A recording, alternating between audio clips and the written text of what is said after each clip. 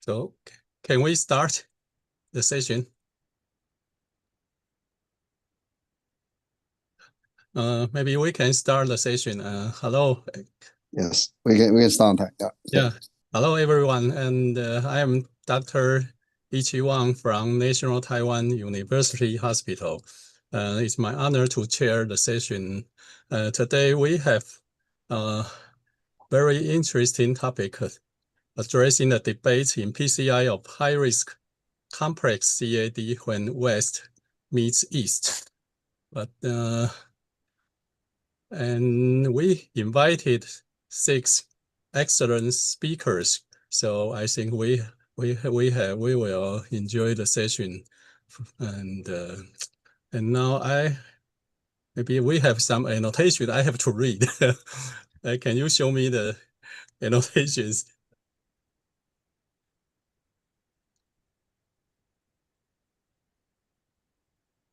As the technology and the skills are improving rapidly in PCI of high-risk complex CAD, clinical opinions or even clinical evidence based on randomized clinical trials seem gradually diverge between the West and the East. For example, IVUS or CT or not, IVUS or FFR in guidance, etc. For busy and intensely stressed interventional cardiologists and allied healthcare professionals in the front line, we need a precision and a reliable rule of practice to make wise decisions to conquer the high-risk complex coronary lesions in high-risk patients. Today, we present and discuss in depth the choice of IVUS or angiography guidance in PCI or complex CAD, double kissing technique, or conventional in complex bifurcation lesions of CAD, IVUS or angiography guidance for unprotected layman PCI, FFR or IVUS guidance of PCI in high-risk complex CAD, benefit or cost of PCI in CTO with stable angina, as well as choice of DEB reimplantation of DS or POBA in coronary in-stent restenosis.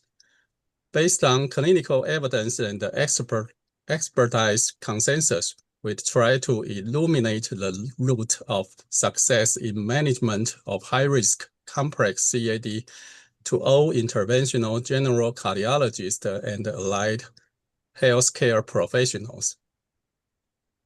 And today we also invite 2 chairpersons to co-chair the session. The first is Professor Soichiro Ebisawa from Japan. He served for the Department of Cardiovascular Medicine in Hsinchu University Hospital. And the other chairperson is Dr.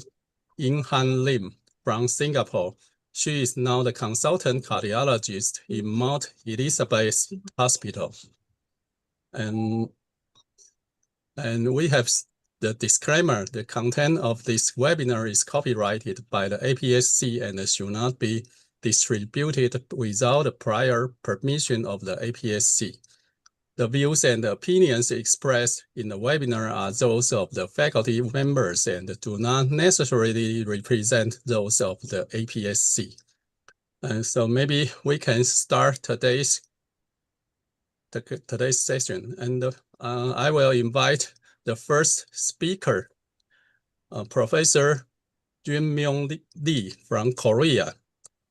He served for the Division of Cardiology, Department of Internal Medicine in Heart Vascular Stroke Institute in Samsung Medical Center and the Songkyung University School of Medicine in Seoul, Korea. Today, his topic is IVUS or angiography-guided PCI in complex CAD. IVUS chip meets renovate complex PCI. Professor Lee, please. Thank you very much, Dr. Wang. I'm going to share my screen. Yeah, I believe you can see my screen, right? Yes, we can see. Please. Okay.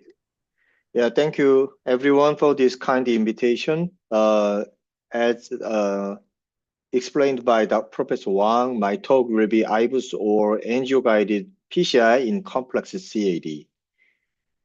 So as you well know, the Renovate Complex PCI was the first trial which confirmed the survival benefit of image-guided PCI in patients with complex lesions.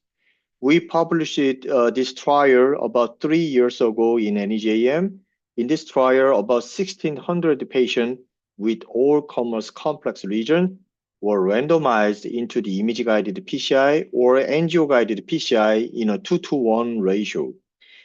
The inclusion criteria, the complex lesions were defined as the contemporary definition of complex lesions. The true bifurcation, CTO, left main, long lesion, which was defined as an implanted stent more than 38 millimeter in length, multivessel PCI or multiple devices, ISR, or severely calcified lesions. So during the median follow-up of 2.1 year, image-guided PCI had a significantly lower risk of target vessel failure than the angiography-guided PCI. In this trial, we did not mandate the choose between IVUS or OCT in the image-guided PCI arm, and the ratio between IVUS and OCT was 7-to-3. And this significant benefit following image-guided PCI was mainly because lower risk of cardiac death following image-guided PCI, and of course, there were trends of lower myocardial infarction, stent thrombosis, and the repeat revascularization in the intravascular imaging-guided PCI arm. And the study level meta-analysis, including the old trial up to 2023, this published in the Lancet, and this study level meta-analysis confirmed the image-guided PCI can have lower risk of all these hard clinical endpoints, including stent thrombosis and cardiac death and myocardial infarction. And the pre-specified cost effectiveness analysis from Renovate trial, of course, the image-guided PCI resulted in the higher initial medical cost during the index hospitalization. However, based on lower clinical event rate, the long-term total cumulative medical cost was lower in the image-guided PCI. And among these, multiple simulation, when we simulate the lifetime cost effectiveness analysis, the ISO value of image-guided PCI was about minus $10,000. And 70% of 25,000 iterations supported the cost effectiveness of image-guided PCI. And in this year, we published the long-term follow-up result of the Renovate trial in JACC. In this study, we extended the follow-up period up to the maximum 7 years, and the median follow-up was 5.3 years. As you can see in here, image-guided PCI still showed the durability of prognostic benefit than the angiography-guided PCI. When we explore the hazard ratio between the two groups according to the years since the randomization, the benefit of image-guided PCI was most prominent in earlier period. However, even in the later period, there was no late catch-up phenomenon. So these data support the durability of image-guided PCI. And as you well know, Illuminate 4 trial evaluated a larger sample size. However, it was negative trial. What was the difference? When we see the event rate in the image and the angio arm, you can see event rate in the angiography PCI group was strangely very low in the Illuminate 4 trial. I think this was because Illuminate 4 trial also enrolled patients with diabetes or acute coronary syndrome, even without complex coronary lesions. When we compare the lesion profiles between Renovate and Illuminate 4 trial, you can see all these complex lesion subsets were much higher in the renovate complex PCI population. And this post-hoc analysis, we evaluated the impact of image-guided PCI according to the lesion complexity. So when you have increased lesion complexity, there were higher benefit of image-guided PCI. So image-guided PCI should be considered in more complex lesions. However, in this year ACC, the IVUS chip and the optimal trial, both trials were conducted in the European country. IVUS chip trial, mostly similar inclusion criteria with the renovate, and optimal trial, the inclusion criteria was very similar with the previous October trial, left main disease. During the median follow period, both trials have found no significant benefit of the image IVUS guided PCI compared with the angiography guided PCI. So those authors of IVUS chip and optimal trial, they presented this kind of the discussion. So IVUS chip, they emphasized this was the European trial, and they claimed most positive trials were from Asian country. But we should remember that October trial, which was very positive result, were another European trials. And they also claimed high volume centers with experienced operator, they attenuated the benefit of image-guided PCI. However, this is not true. I will tell you later. And optimal trial also suggesting the same discussion, and they also claim angiography-guided PCI with sufficient routine optimization. This can provide similar prognosis with the IVUS-guided PCI. So in summary, their main logic to explain the negative result is their expertise and high PCI volume. Can you agree with this explanation? Let's see. In the supplementary appendix of IVUS chip trial and optimal, they are presenting the number of centers and their institutional PCI volume and how many patients each centers were enrolled. As you can see in here, these orange columns, I marked the institution with more than 1,500 PCI per year. In IVUS chip, only 55% of population were enrolled from high volume centers. In optimal trial, only 46% of trial population were enrolled from high volume centers. For your reference, my center, Samsung Medical Center's annual PCI volume is much higher than this.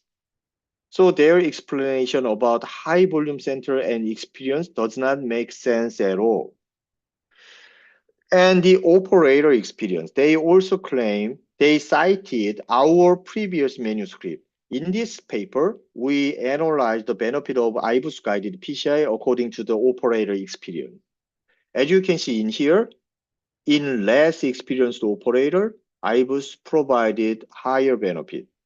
Experienced operator, even in this experienced operator, IVUS still provided significant benefit in prognosis. And let's see more detail. In IVUS chip trial, they used IVUS in pre-PCI planning only 60%. And after IVUS, they did additional maneuver only in 40% of patients. This was only 29% in the optimal trial. Successful optimization were only 48%. Optimal trial not reported. However, we should focus on this. Overall procedural complication was 10%. Optimal trial 7%.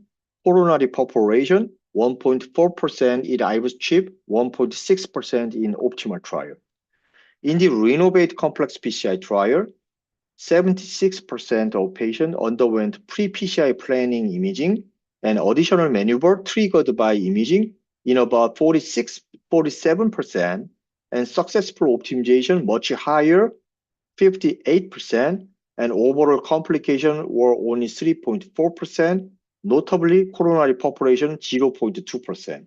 So those European countries had at least 8 times a higher rate of coronary population at the index procedure. To me, those trials were negative just because their PCI quality was suboptimal.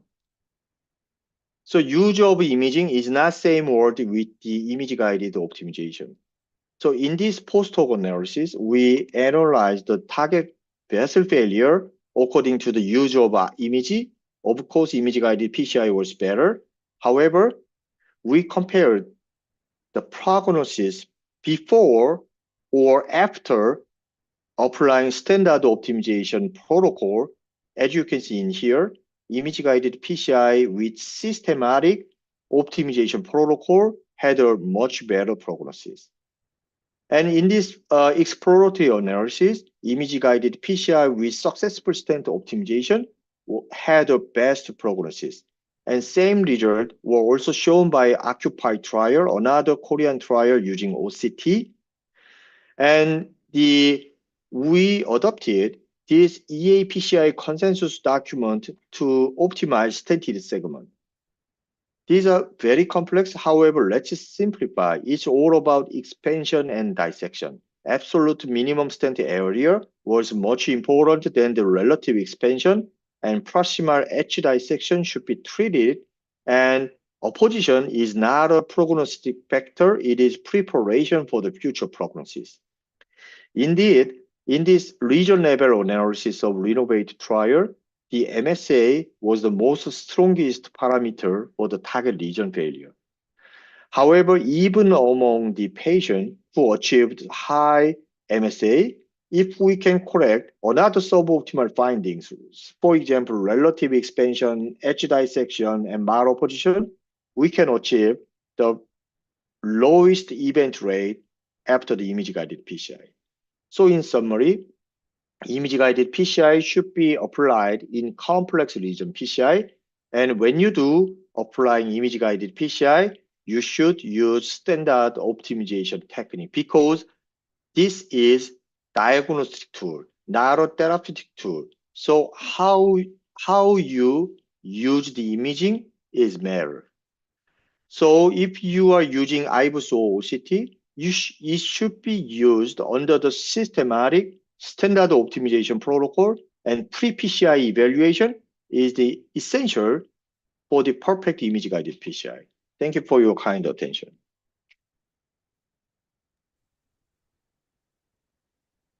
Thank you, Professor Lee, and very nice speech. And any questions or comments from our chairpersons or doctors?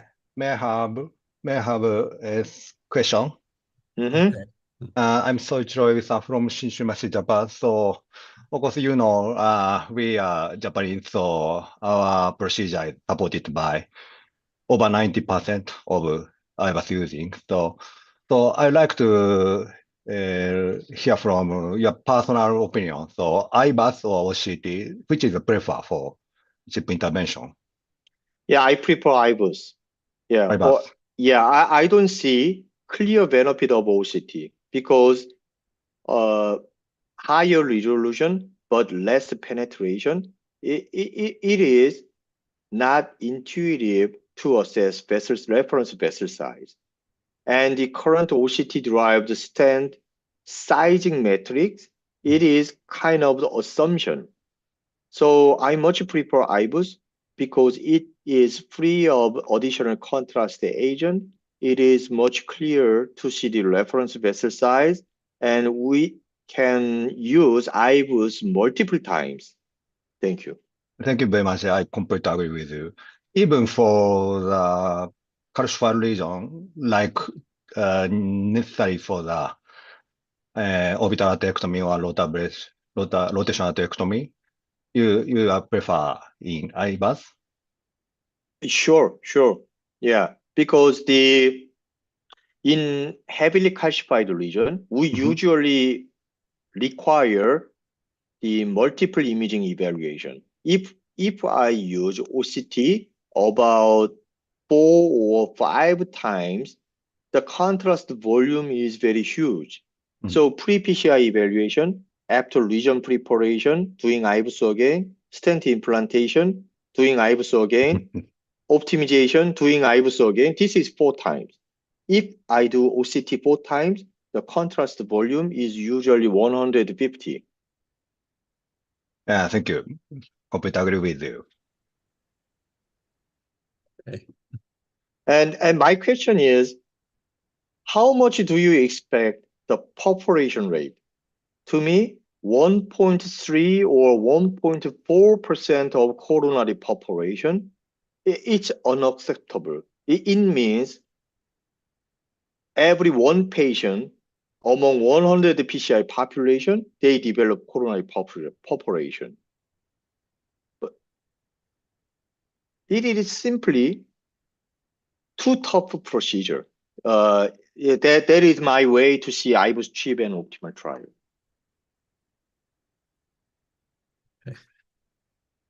Okay. Professor Lee, may I have a question? And I think your complex lesion include a lot of subsets of lesion types, but I think the imaging could play different roles in different lesions. So maybe which lesion do you think are more important for us to use images? Because the current guideline suggests that maybe we can use for lemon lesions, for bifurcation lesions, and for long lesions, but not for other kind of complex lesions you mentioned. So what kind of lesions you recommend us to use the image-guided PCI? Yeah, I think left main, long lesion, and the bifurcation, those 3 subsets supported by current guideline. Yeah. I think I agree with the guideline. For the additional lesion characteristics, CTO, severely calcified lesion, and the austere lesion. Those 3 subsets, I think image-guided PCI is essential. Okay.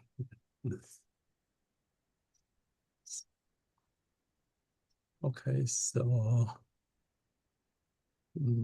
any comments or questions from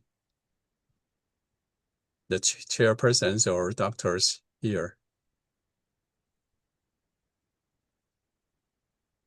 But anyway, I think that more than 1% perforation rate is higher in our usual practice.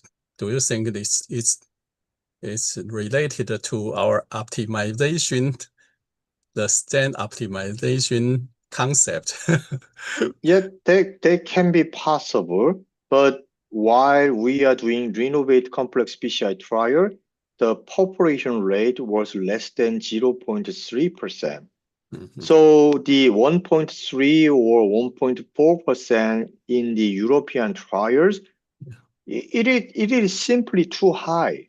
So there are 2 possibilities. In Japan and Korea, especially in Japan, when we face the severely calcified lesion, we don't try super high OPN balloon first. We usually try rotor ablation or orbital arterectomy to reduce the calcified plaque volume, and then intravascular lithotripsy or something.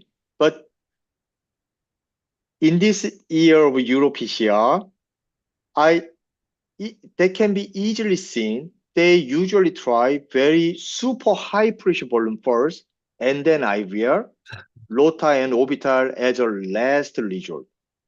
Okay. I think that is one of the reasons to explain their extremely high coronary population rate. Okay, so related to device, but not the concept of stent optimization, maybe. I Yes. completely agree with you. So appropriate usage of specialty devices so decrease the incidence of perforation. Yeah, arterectomy and the quality of PCI itself is very important. So if you search YouTube, you can easily see the perforation case from European or United States cases. And my impression, they simply do overinflation very easily. And they care about coronary perforation and their experience seems to be very limited. So my personal PCI volume is more than 500 patients per year. But as you well know, the average PCI volume in the United States is less than 70 per one operator. Okay, thank you, Professor Lee. Thank you very much. We will proceed to the next lecture, and I will introduce Dr. Zhenwang Chen from National Taiwan University Hospital. Actually, she is my colleague, and she performed lots of intervention, including complex PCI, particularly the CTO interventions. She also performed peripheral artery interventions, and recently she is also involved in our TAVR team. So she performed many kinds of interventions. So yeah, and she is also an experienced interventionist in our hospital. Today, her topic is double kissing crush or double kissing culotte, or conventional technique in complex bifurcation lesions of CAD, the role of IVUS. Dr. Chen, please. Okay, good afternoon, everyone. And I'll share my slides. Okay. Thanks to Professor Wang's introduction. And today I'd like to talk about the IVUS in complex bifurcation lesions, especially focused on the DK crush. The bifurcation PCI have remained the one of the most technically challenging in nowadays for the interventional cardiologist. The patients, even in the DES era, with the true bifurcation lesion, remain have the worst clinical outcomes compared to non-bifurcation lesions. In the bifurcation PCI, we prefer the simple strategy. So provisional stenting still remains the default management for most bifurcation lesions. However, with the DK crush series and the increased using of intracoronary imaging, we now recognize that not all the bifurcations are the same. And some complex bifurcation lesion may benefit from the upfront to stent techniques rather than bailout stenting. So these are the key questions for today's presentation. The first one is, how do we define the complex bifurcation lesions? And second, what is the role of IVUS in complex bifurcation PCI? The third, between DK crush and DK culotte, what can IVUS teach us? This table summarizes the major bifurcation stenting techniques and anatomical situations that may favor for each techniques. For those non-complex bifurcation lesion, provisional stenting is usually used. And for those Moderna 001 lesion, inverted provisional stenting can also be considered. But notably, the distal main vessel integrity should be carefully evaluated. And among the two stent techniques, teeth or tap stenting can be used as a bailout management after provisional stenting. And for those complex bifurcations, whether T stenting, tap stenting kilo stenting or decay crush stenting can all be considered after the comprehensive evaluation of the lesion type and the architecture and like the anatomical situations. But that was not today's topic, so we won't discuss about those, how to choose the techniques. We want to first know how to define the complex bifurcation lesions. The definition criteria were proposed to standardize the assessment of the bifurcation coronary lesions. The major criteria for Lepman bifurcation was the side branched lesion length should longer than 10 millimeter, and the side branch diameter stenosis should larger than 17%. And for non-Lepman bifurcation, the side branch diameter stenosis should larger than 90%.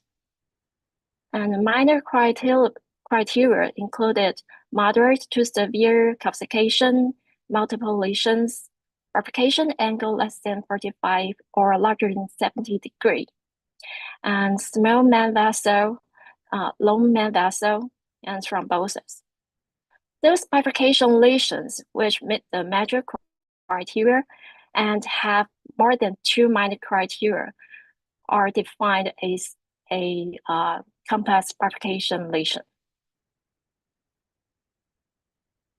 The European Bifurcation Club has a more comprehensive concept for the bifurcation complexity. Except the angiography assessment, the intravascular imaging and coronary CT can also be used, and it can evaluate some features more detail, like the side branch length, the calcium condition, and the thrombosis lesion. Furthermore, the CT-derived FFR in the side branch can also be assessed previously and decided a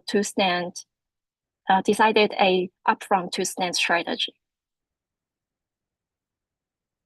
Now we can look at some IVUS images. Actually, it is very few image sharing in today's presentation, because nowadays almost every interventional cardiologist are very familiar with those IVUS images and the interpretation. So recent studies seldom share, usually only provide the description and the study results. So very few images can be shared. But let's picture this image was really interesting. We can see the left upper panel first. It is a coronary angiography and a truly Lepman bifurcation lesion, a Medina 111 lesion. But the ostial circumflexus lesion seemed not that bad, so the operator planned to use provisional stenting initially. But after the baseline IVUS image, we can see here, the ostial LAD had huge disease burden, and there was ulceration and fibrous calcification over the Lepman. Most importantly, we can see the dissection over the proximal left circ, and it extended to the ostial circumflex. So the operator shifted his procedure to the two-stent technique. He used the Quarsh techniques, and the final image was good. So this interesting case told us that the intracoronary images really can change our strategy. And now we want to know, is IVUS better or is OCT better? This study published last year, they had patients with true bifurcation lesion, and they enrolled 428 patients. They are grouped to OCT or IVUS guided PCI group. After about 2 years follow-up, they evaluate the composite of cardiac death, target vessel MI, or ischemia-driven target vessel revascularization. And the results showed the blue line, the IVUS-guided PCI group, had lower cumulative incidence of target vessel failure. This study set their image to the core left for analysis, and this table shows the comparison of OCT or IVUS-guided PCI. And interestingly, even OCT have higher resolution. The less than half cases in the OCT-guided PCI didn't meet the main vessel stent optimization criteria. And about 60% cases in IVUS-guided PCI group meet the criteria. So better image resolution did not guarantee a better optimal PCI results. When we look at the details, we can see the IVUS-guided PCI group have a larger minimum stent area, both in main vessel and in the side branch. The IVUS-guided PCI group also has better stent expansion and less major malabsorption in main vessel segment. And so what's the practical difference between the two image tools? For the OCT, it has higher resolution and can have more detailed assessment of plaque morphology and stent position. So it is good for to detect the subtle malabsorption, or can detect the tissue protrusion. And in IVUS, it has deeper tissue penetration and better visualization of larger vessels and their morphology. So it can detect external elastic lamina even in a larger vessels. And in addition, in my opinion, IVUS is more convenient and has less concern about the contrast volume.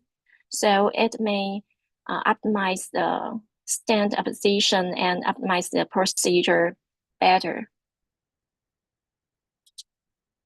Okay, this slide highlights one of the most concept in modern PCI, that optimization matters.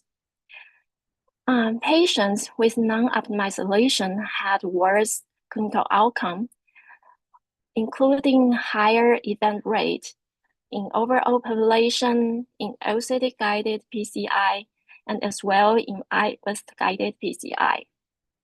So just like Dr. Lee said, that image not just an image, it's not a therapeutic tool, it's a diagnostic tool. We need to optimize the results using the image results, not only just see it. So we need to achieve the goals, include adequate stent expansion, good apposition, appropriate landing zones, and we need to preserve side branch flow. Okay, this is probably the most important study in today's presentation, the DK Crush 8 randomized clinical trial. Just like Dr. Lee's presentation, previous studies said that IVUS-guided PCI have better clinical outcomes than angiography-guided PCI.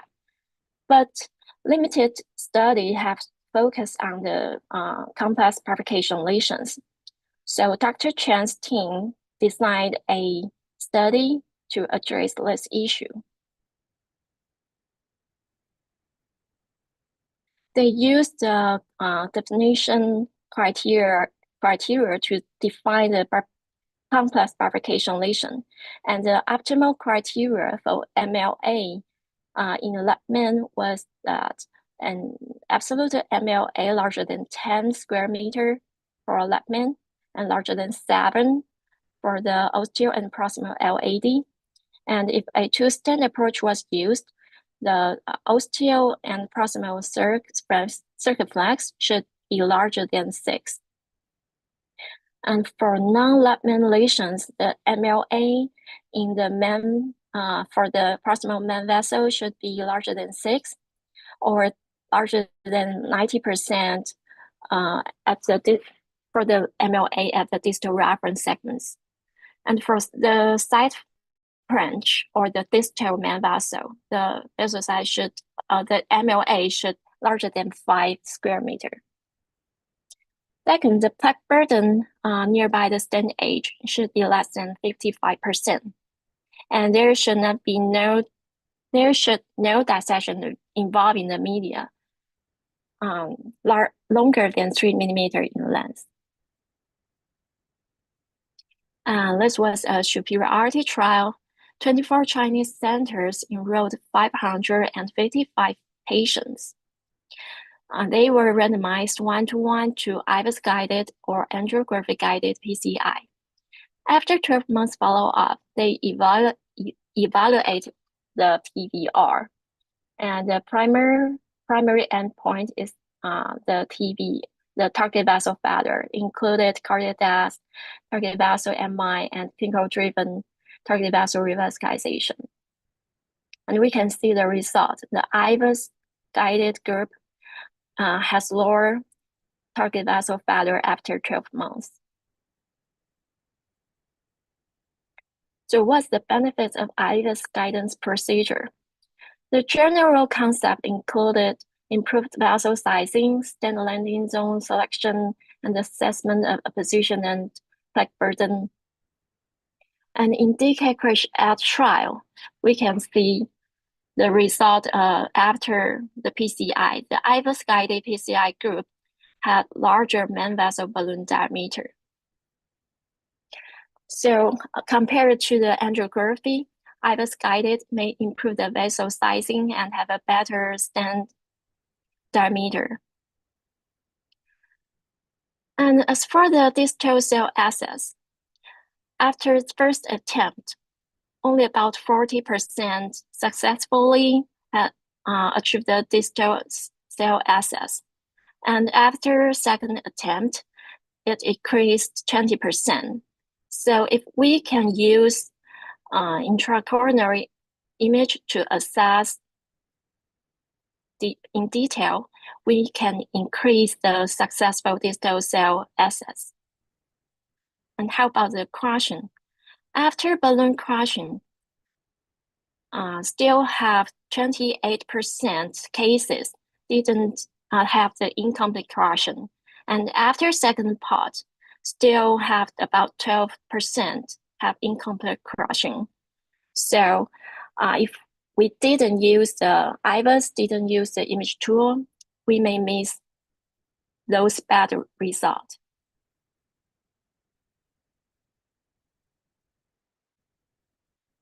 However, DK Crush was used almost in every cases in this study.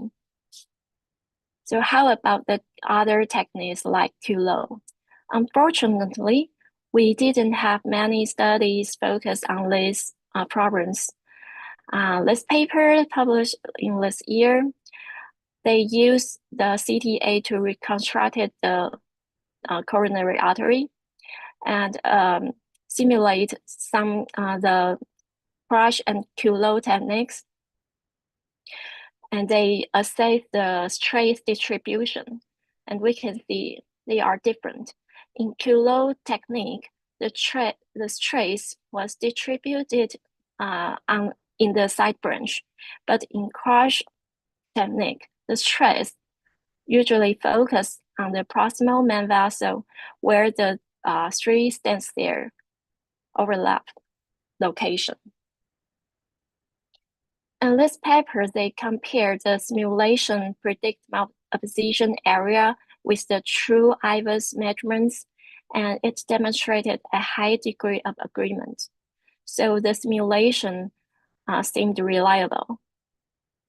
They also evaluated the post-procedure IVUS and they found that stenting group had higher minimal lumen area inside branch and had lower rate of stent malabsorption.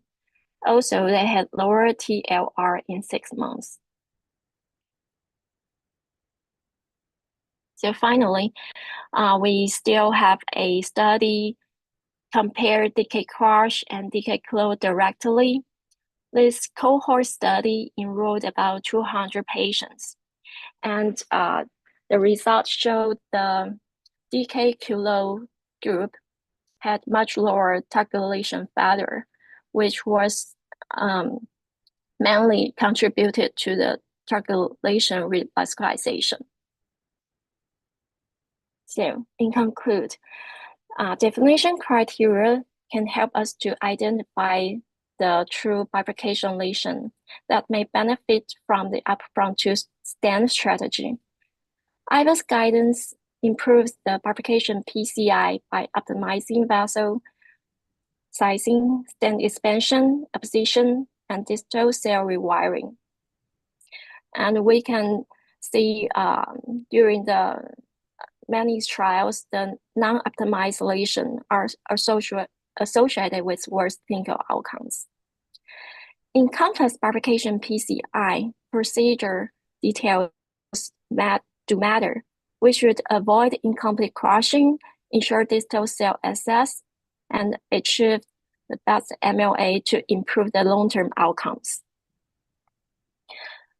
And the last, IVUS-guided DK crush may improve the procedure optimization and decrease the target lesion failure. And DK kilo may further reduce the TLR, although further updation is warranted. So thanks everyone for listening. Thank you, Dr. Chen, and for your excellent speech. And any comments from the doctors here? Professor Lee, are you still here? Can you give us some comment about the bifurcation treatment?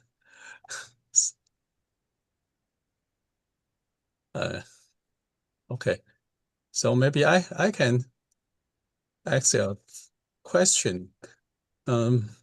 According to your slides and the study published in JACC Asia, and maybe from Korea doctors, the IVUS guide cannot provide any survival benefit, even we perform stent optimization, but I think the p-value is not significant. But for OCT, stent optimization is better than non-optimization. So what is the cause of the result?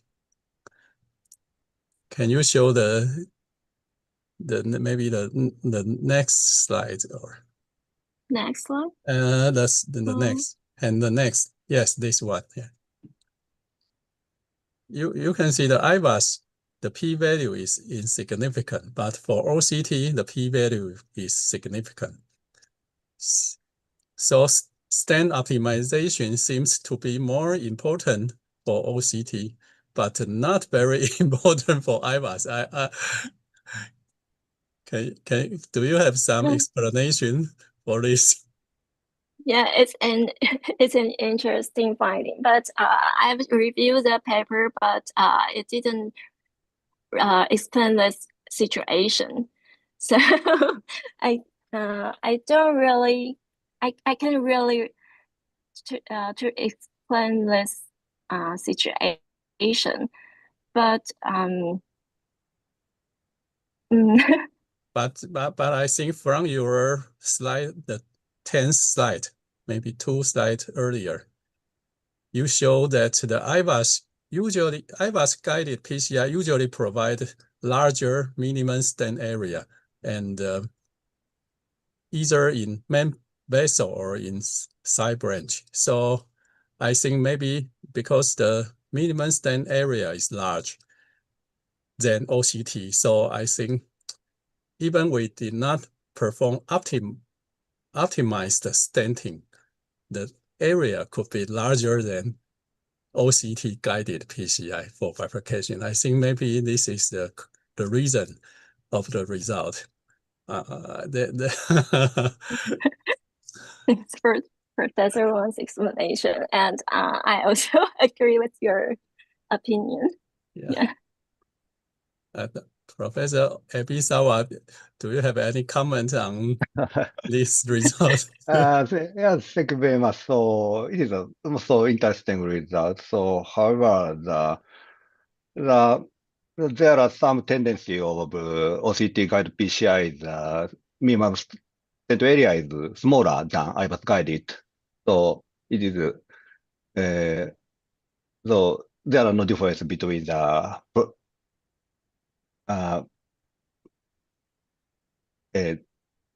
past trials. So, so actually, I don't read this paper, so I would like to check some results and the discussions. I'm sorry. Yeah. So, how about the DK crush technique in Japan or in Singapore? Yes, so DK crush is actually, we Japanese like choose the single stent kissing technique. So two-stent technique we don't like. However, I think that such a LMT bifurcation lesion, so double two-stent technology is should be our option. And EK crush, actually, I don't have not many experience of the DK crush. Okay. And furthermore, I have never tried DK curot. So from Dr. Chen presentation, I would like to try DK curot. Okay. Thank you very much. I would like to hear about the tips and tricks for the DK curot. How about Singapore? In Singapore, Dr. Cheng, thank you for the very illuminating talk. So in Singapore, we try to simplify complex bifurcation lesion treatment, usually going for a provisional stenting strategy. But if we need to use a two-stent strategy, I think the more popular options are DK crush. I don't see a lot of DK culotte being done, but I think the main reason is the main vessel diameter, size and the side branch sizes have to be more equivalent if you're doing a DK culotte strategy, correct? Yeah. Dr. Chen, okay. I'm sorry about Dr. Chang, what are the factors that would allow you to choose between DK crush and DK culotte when you're doing a two-stent strategy? Okay, in my experiences, we usually use culotte technique. If we need to use two-stent strategy, the culotte is the most popular strategy in our side, I think. But I remember that maybe one or two experience to use the DK crush or DK culotte.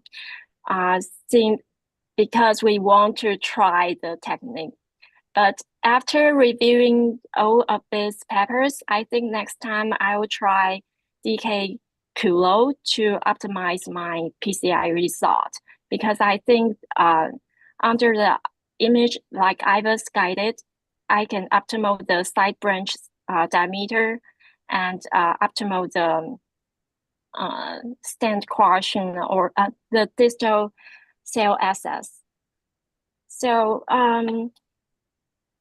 for me, the DK, the double kissing technique is a little troublesome.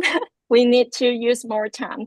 But for the patient's good, I think it is deserved to to use those time to optimize the results. So next time I'll try DK culotte. Yes, as I know, very few doctors in Taiwan perform the DK technique, either crush or culotte. Very, very few.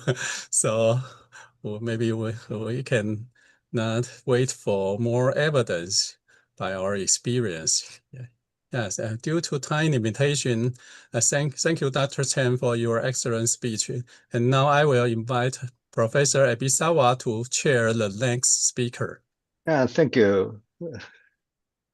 Yeah, from now I handle this session. So, okay, let's move on to next speaker from Central Chest Institution, Thailand, Dr. Push Pakong from Thailand.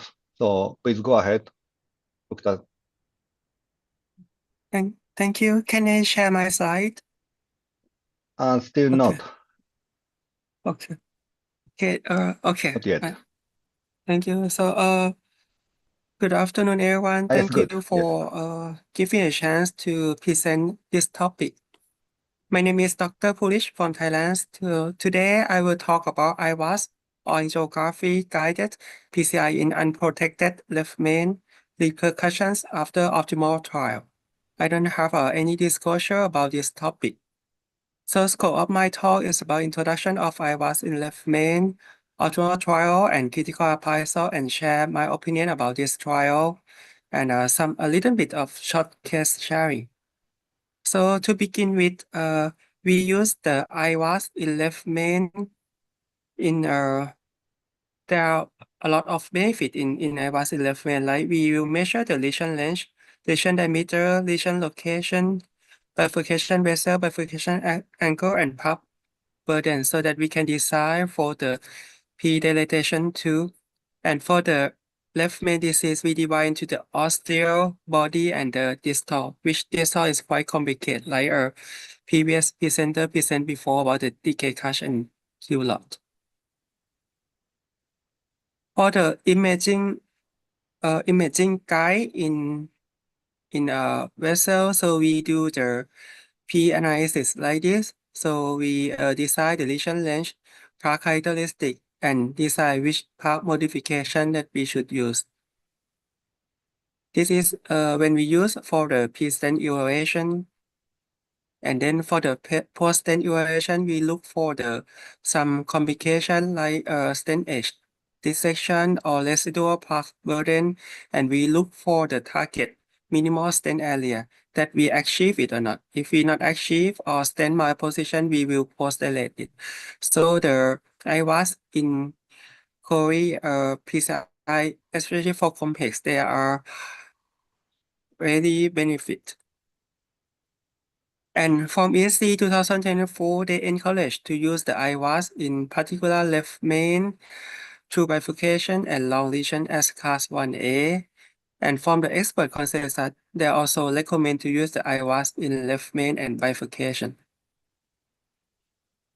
So from this guideline and consensus, they according to meta-analysis before that if we use IVUS, it will decrease the MI and messless in the future. For an example, observational trials may compare scar prospective efficacy of the IVUS and some sub-study from Novo and Excel trial. This one of these trials are focused on the left main. They suggested that IVUS guidance significantly reduce mortality, stent thrombosis, and the need for target lesion revascularization. This one is the result from 10-year main compare trial, which show the impact of IVUS guidance in left main PCI. It showed that at 10 years, IVUS decrease all-cause death, decrease composite of all-cause death, QFMI, or stroke. From normal trial, also show that IVUS decrease the target lesion revas, but not maxi. Innovate complex PCI trial. So I love the Professor Lee talk a lot. So it summarize all the left main IVUS and complex PCI using IVUS, so that I might speak less about this topic. So the Lenovate trial shows significant in terms of target vessel failure using the IVUS, using the imaging. So in March 30, 2026, New England Journal have published optimal trial, and this optimal trial also present in the ACC 2026 at March. So let's see about the optimal trial. So background of this trial is that there has not been a large-scale RCT that specifically evaluated to the impact of IVUS guidance during PCI of unprotected left main. So therefore, this trial was conducted. Objective: IVUS vs angiographic guided PCI in non-protected left main and look for patient-oriented composite endpoint. Method: Optimal trial was an investigator-initiated international multi-center randomized trial open label and trial designed for superiority. However, this trial was conducted only in the Europe, and only 3 countries that joined this trial, which was Italy, Spain, and United Kingdom. The primary endpoint was a patient-oriented composite outcome of death from any cause, any stroke, any MI, or any revascularization at longest follow-up, which was more than 2 years. IVUS protocol: pre-procedural IVUS imaging was strongly recommended, but not all the case. But post-procedural IVUS was mandatory. This was a professionally comment before, so this trial mandatory only for post-procedural IVUS. Pre-procedural IVUS might not be done in this trial. And for the adequate increase in lumen area after stenting, they used the criteria X765 from Professor Kang, South Korea. If all criteria were met, the procedure was considered optimal. If one was not met, the procedure was considered suboptimal. So this is from Professor Kang, the cutoff value of minimal stent area for the prediction of ISR. So they use this criteria in IVUS arm. Statistical consideration, they predict that the primary endpoint must be more than 26% in angiographic PCI arm, and IVUS must lower like 17%. And the number of patients that lead to this trial was 800 patients. Inclusion criteria is left main lesion more than 50%, and have evidence of moderate or severe ischemia or non-invasive testing. Qualified lesion include osteal lesion in the LAD and osteal cells or both. Patients who had previously undergone CBG could be enrolled as long as they did not have a patent bypass to the LAD or the circumference. Means there's a graft failure in post-bypass, so can include in this study. Exclusion criteria is estimation cardiogenic shock, like a pregnancy of less than 2 years. Patient was enrolled for 806 in more than 20 hospitals, and 400 patients in each arm, or in Europe again. So demographic, baseline characteristic, majority of the patients are chronic coronary syndrome, almost 50% in both arms. Non-estimation MI is a 40%. Baseline characteristic almost the same. Our ejection fraction is also the same, 53%. And syntax score is quite high, 30 in both arms, more than noble and excel type. Lesion and procedural characteristic are almost the same. And if to be basic inside, you can see that in both arms, they do the port and the post dilatation almost the same. And periprocedural complication is almost the same as well. To focus a bit, the IVUS pre-stenting in the IVUS arm is only 65%, but post-stenting is more than 96%. Pre-stenting IVUS is quite low, 65%. The result For patient-oriented composite primary endpoint at more than 2 years show that there is no difference between each group, 33 and 30% in both groups, and for up to 3.9 years, same. Device-oriented composite endpoint, which was a TLR, target lesion reverse, and a plus maze, same, 22 and 20%. Vessel-oriented composite endpoint, TVR plus maze, IVUS and angio the same, and death from any cause are equal in both arms. IVUS post-stenting, even though the patient might have the suboptimal IVUS, the result of the POCE also the same. Even though the optimal or suboptimal, the result are the same at 2 years. Interpretation of the result. The participated centers treat a high volume of patients and the operator have extensive expertise with IVUS.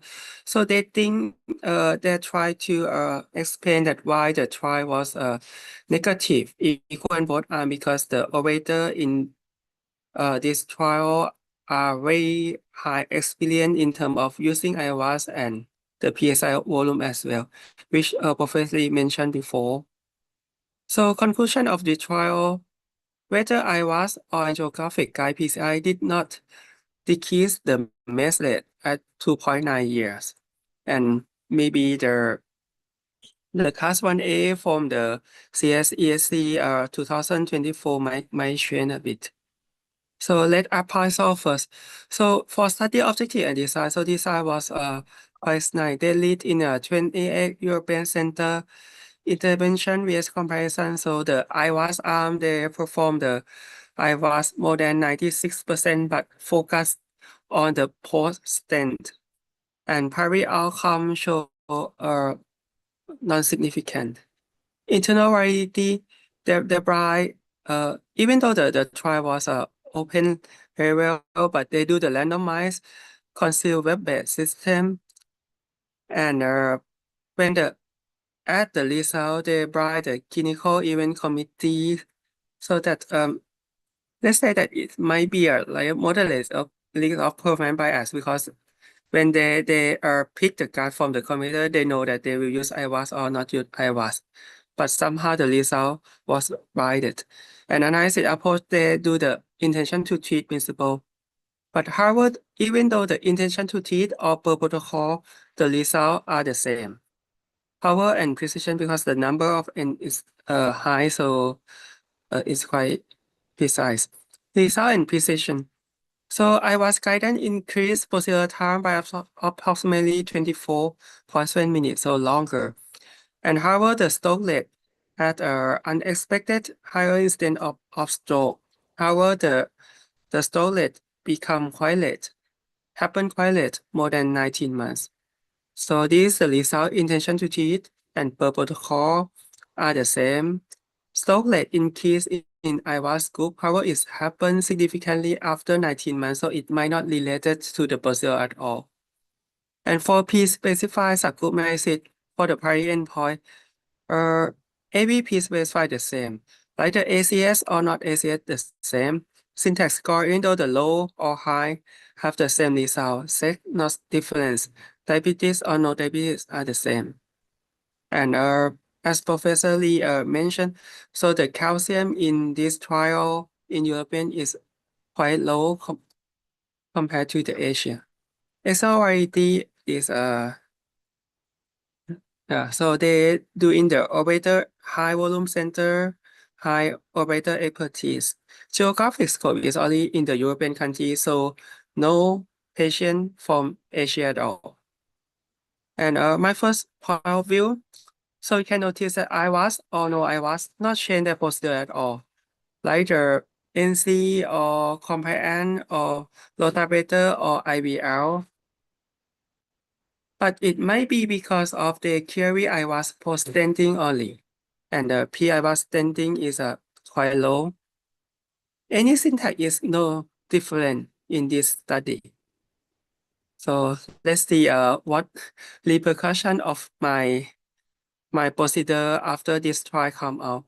So this is the case of 22 years old male. He was presented with chest pain for 2 hours. I mentioned dyslipidemia, and the EKG showed that have a generalized ST depression, AVR elevate. So it might be a left main. And when I do the angiogram, the lesion look like this. So I know that this topic is about the trial, but do you think that we should do the IVUS in this case first? I think everyone might do the IVUS, I'm sure, but we put the IABP in first, and because that is quite a subtotal occlusion at the left main, so we use the 3O balloon to dilate first, and then after first dilation, the lesion go like this. So I did not do the PIVUS in this case first, and the result show like this. So what should we do next? Call CVT imaging or quickly stand at the osteo or ask the senior. So the IVUS was done, but IVUS cannot cause this lesion. So I will go quick. So as you can see at the ostium, there are some calcium nodule and huge dissection as the ostium. A lot of calcium and calcium nodule as well.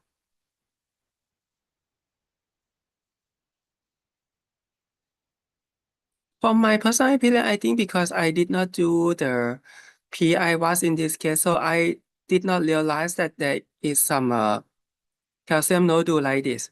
So I did not begin the case with a rotabrator. So, and it make me need to do the rotabrator after the dissection occur. So I do the rotabrator in this case, even the patient already have a left main dissection.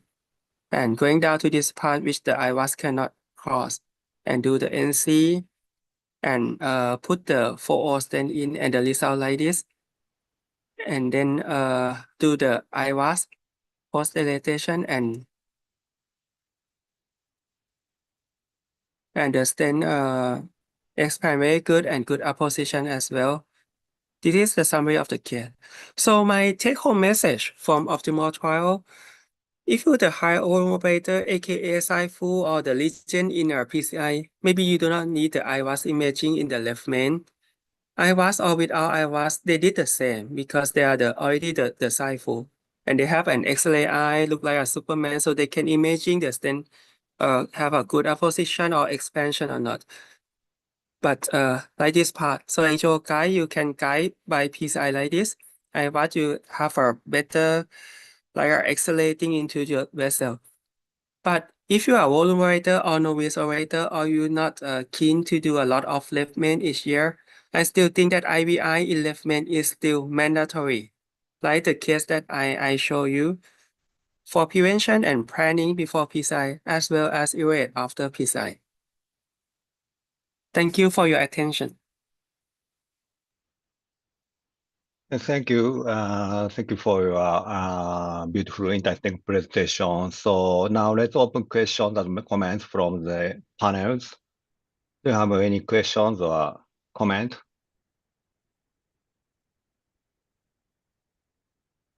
Okay, then may I ask you one question? So, in optimal trials, the very prosperous complication 7%, so it seems a little bit higher compared with the previous studies. So, what's the reason for such a higher complication rate?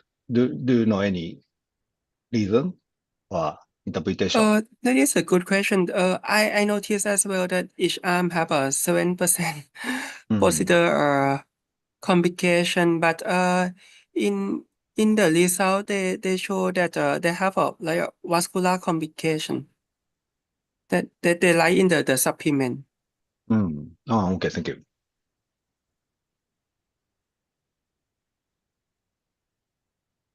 Now you are trying to find the supplemental files. Yeah. In the supplement, they show that they have the vascular disorder 6.2% in each arm. But they didn't declare that I'm not sure that 7% and 6% vascular complication, so the procedure might be like for COE might be 1%, but they did not declare what is the complication in the coronary. Thank you. I will ask the GI and will inform you later. Thank you. Hi, Yes, Purik. please. Thank you for your talk. I have a question regarding the trial. So the IVUS optimization criteria they used in this trial was a little bit smaller. It's 5, 6, 7, 8. So based on using this smaller optimization criteria, how did they manage to achieve the improved outcomes that they have?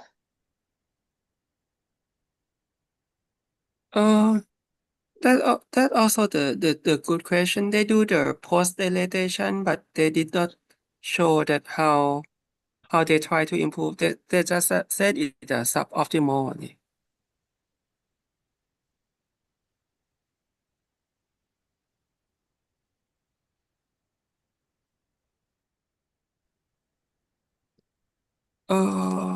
Let's see. So I'm sorry, I look into the supplement again. For the previous question, they show that the periprocedural complication is 1%. It's from coronary dissection 2.5% in each arm. And others aortic dissection occurred of major coronary artery of graft. So each arm is almost the same. And coronary perforation is 1.5 and 1.7%.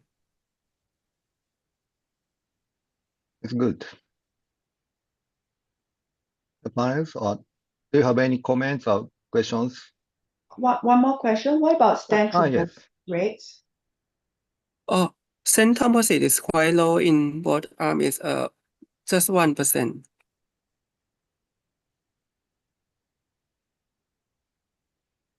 So may I ask the chairman opinion after the trial come out, because the title is the repercussion, will you use the IVUS in left main again because it's like a West Mid East or something? Yes, I think there are some discrepancy between the trial result and our clinical daily practice. So I think IVUS and especially IVUS is helpful for LMT intervention. I would like to continue use IVUS. And actually, I like to read more details of optimal trial paper. So and I would like to find some hint from these trials. Yeah, I'm also very curious about whether there'll be any guideline impact on the guidelines with the results of this trial. Yes. But for me, for personal practice, I would definitely continue to use IVUS for left main stents.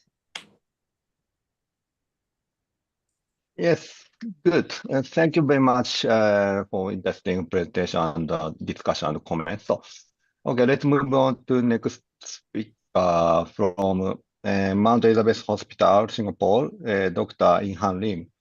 Please go ahead. Okay, let me share slides.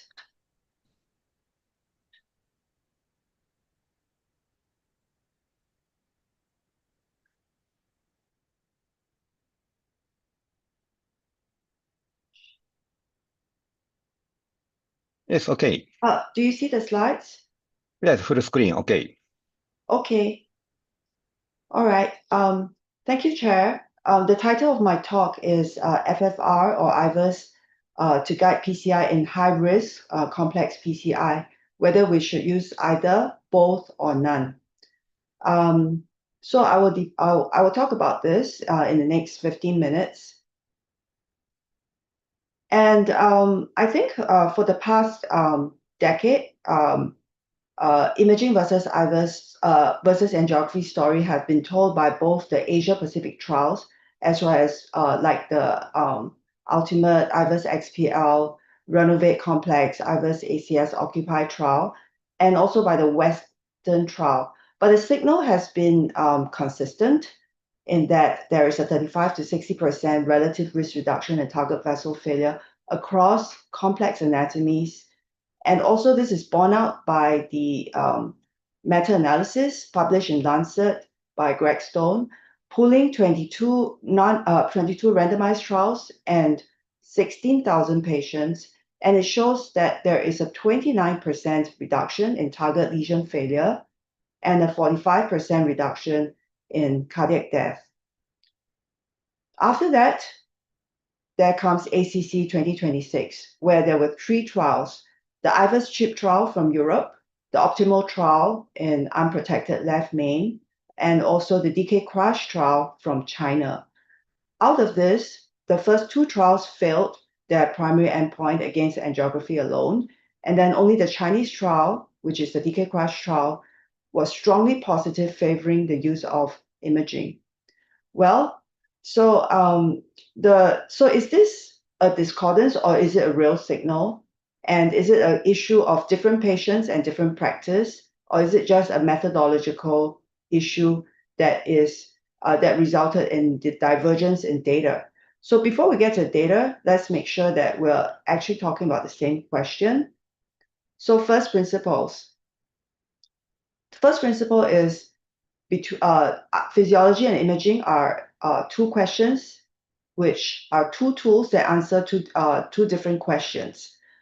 Physiology, IFR, FFR, and QFR tell us whether the lesion is functionally significant or not, whether the lesion needs to be treated. The cutoffs for FFR is 0.8, for IFR is 0.89, and for QFR is 0.8.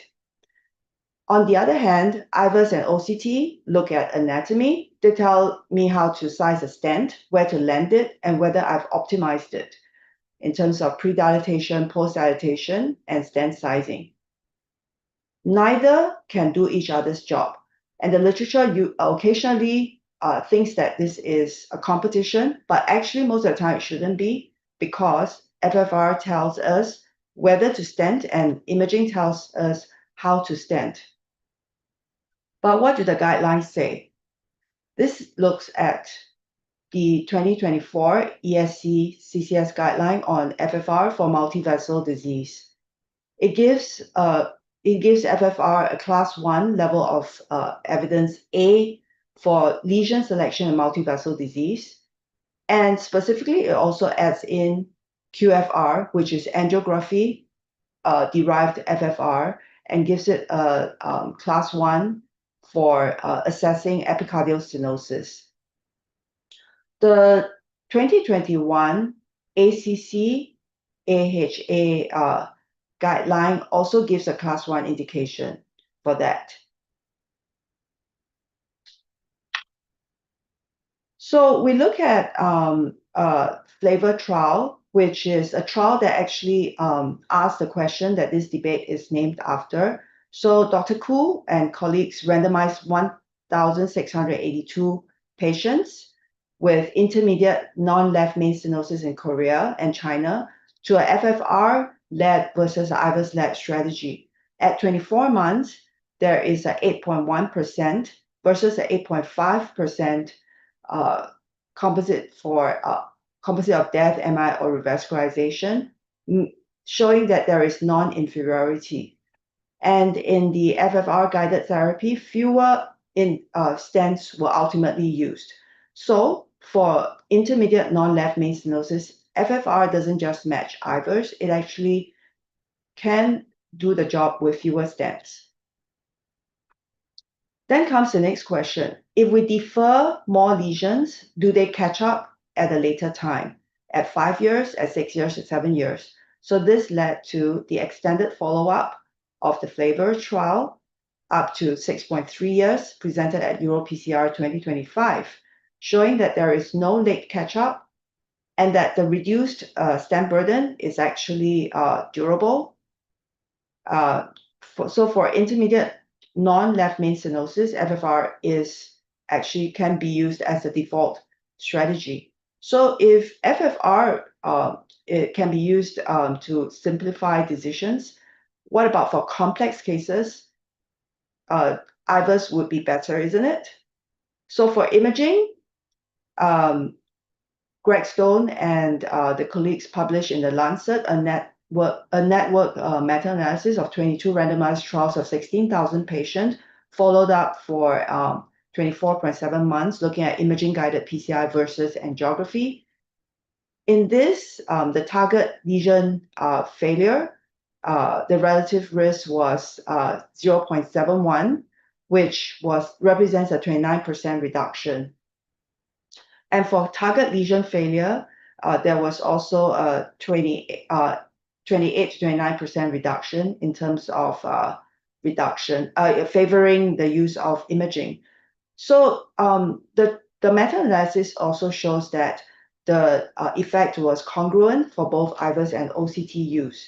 So this is the strongest pull signal that the use of imaging for guiding complex PCI intervention is useful. Now, there is genuine east-west divergence on the imaging guidelines, as we can see.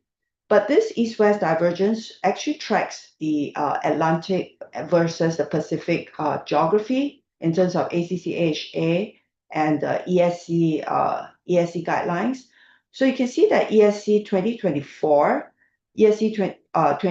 guidelines give a class 1 level of evidence A guidance to the use of IVUS or OCT in anatomically complex left main through bifurcation long lesions.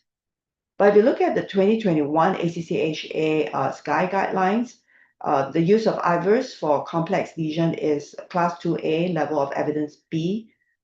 Only in 2025 was the use of imaging upgraded to class 1, level of A evidence for the management of ACS.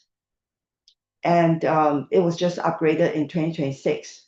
So this uncertainty is reflected in the guidelines. So which brings us to the ACC 2026. In ACC 2026, there were 2 negative IVUS trials and 1 positive trial, which were presented. And the 2 neutral IVUS trials reflect, or do they reflect the contemporary Western experience, whereas the 1 positive Asian trial allows us to challenge that routine IVUS is the Western trials that routine IVUS is necessary. So what are these trials? So it was discussed in previous lecture. The first trial is the optimal trial, published in New England Journal just in March, looking at 806 patients with unprotected left main, syntax score about 30, randomized 1:1 to IVUS guided versus angiographic guided PCI across European centers with a median follow-up of 2.9 years. So in this trial, the primary composite endpoint of death, MI, stroke, or revascularization was 33.7% in the IVUS guided arm, compared to 30.9% in the angiography guided arm. So there is no benefit, as in IVUS did not improve outcomes in unprotected left main in this trial.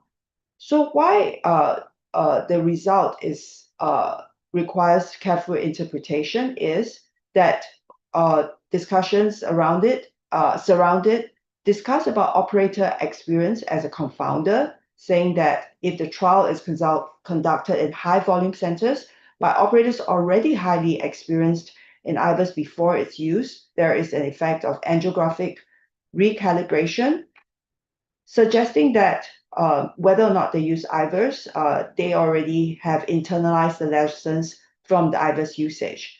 And second argument is that the overall quality of PCI would have been exceptional in both arms, with very frequent use of high pressure dilatations. And this may be one of the reasons why there is no routine use of IVUS did not improve outcome.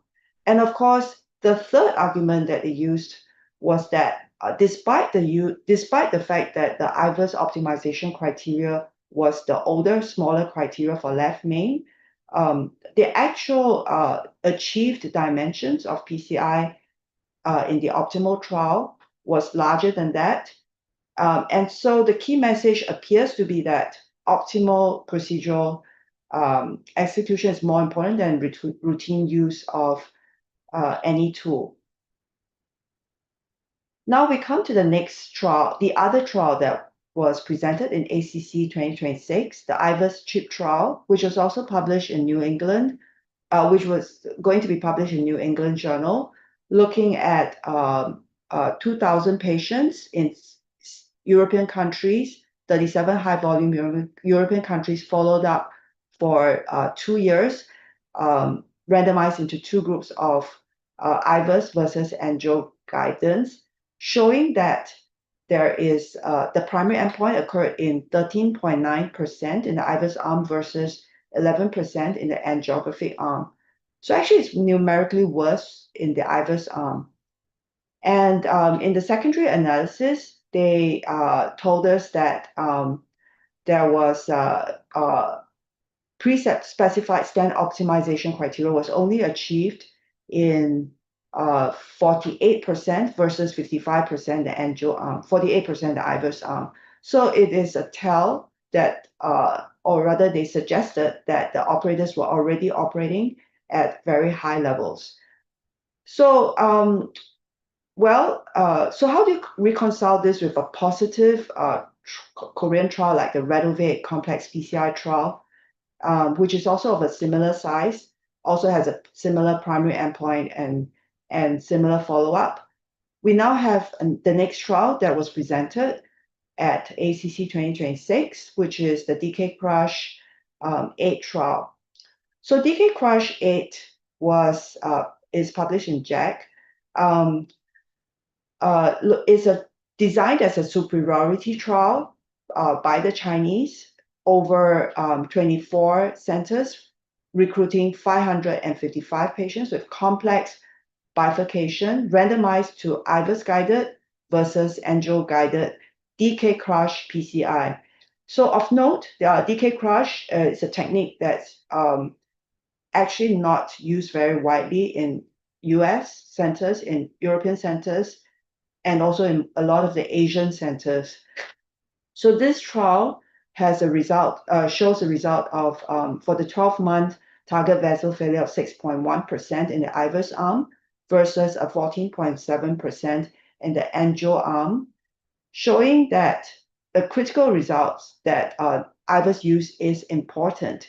And on the right-hand side, you can see that if they achieved if IVUS was performed and the optimal IVUS stenting was done, optimal PCI was done, the event rates are only 2.6% for TBF, whereas if despite the use of IVUS optimization and if the vessels were not optimized properly, there is no difference between the use of IVUS and without the use of IVUS.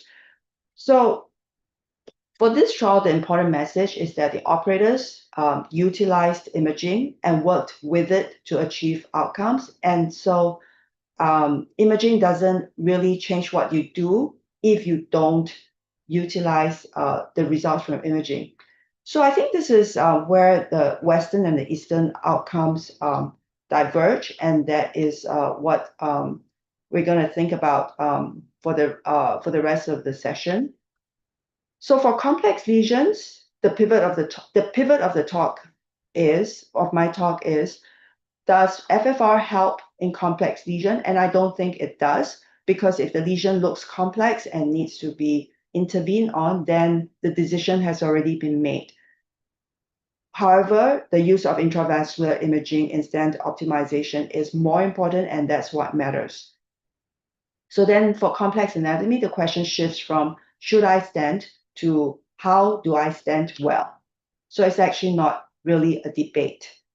So this is a trial table summarizing the IVUS in Eastern trials in one table, which looks at IVUS XPL from Korea, 2015, looking at long lesions, 1,400 patients, and the 1-year MACE showing a hazard ratio of 0.48. The ultimate trial from China, 2018, looking at all comers, more than 1,000 patients, hazard ratio 0.53. Renovate Complex, PCI, Korea, 2023, 1,000 odd patients, complex CAD, 0.64 hazard ratio. IVUS ACS from China, 2024, and then DK Crush 8 from China, 2026. So the common refrain or the common thread is a 40 to 60% relative risk reduction in TVF and TLR across complex anatomies. And the common theme is that all these positive trials were conducted predominantly or exclusively in Asia, and the asymmetry is in itself a question. So for completeness, we look at OCT comparing with angiography, the October trial, the Occupy trial, and the Illuminate trial. The October trial is a European bifurcation trial, which for the hazard ratio is 0.7. It is positive, favoring use of OCT. The Occupy trial from Korea recruited 1,600 patients. And the hazard ratio is 62, which is also positive. And then, of course, you have the Illuminate trial, which was an international trial of 2,487 patients, which was neutral for the primary analysis. But if you look at the post hoc subgroup analysis for very severe calcified lesion subgroups, it shows that there is a hazard ratio of 0.62 favoring the use of OCT in highly calcified lesions, and this is also shown in the Octavius trial from Korea. So this confirms that at least for very calcified lesions specifically, I would not omit imaging. The modality of choice, of course, would be OCT for very highly calcified cases, except if it were for left main intervention, where I would use IVUS. So is the East and the West discordance? Is it a signal or an artifact? Now, this is the centerpiece of the debate. For the East Asia trials, which are all positive versus all the neutral Western trials, what I think could be driving this could it be that there's lower Western event rates, so there's already harder to show a difference statistically? Could it be as what the European or the American operators may be suggesting, that the operators already deliver what the imaging would suggest in the optimal angiographic recalibration argument? Or is it because there is lower protocol adherence in those trials, like the optimal trial, where only 29.3% of the operators acted on the IVUS, and the IVUS CHIP trial, where only 48% meets the optimization criteria? And finally, we cannot ignore the pooled analysis that was published in Lancet in 2024, which states that which robustly tells us that the use of imaging definitely is useful for very complex intervention. So I think that the East and the West are right about different parts of the same problem, but it's just that the Eastern data proves that imaging works when used properly, and the Western data proves that imaging doesn't work if you don't act on it. Are there trials that will answer both questions? So we're waiting for further trials that are currently ongoing, like the Define GPS, where IFR co-registration plus post PCI IFR optimization is compared versus angiography only. And this is 2,200 patients in 18 countries, answers the question of whether physiology-driven optimization improves outcome.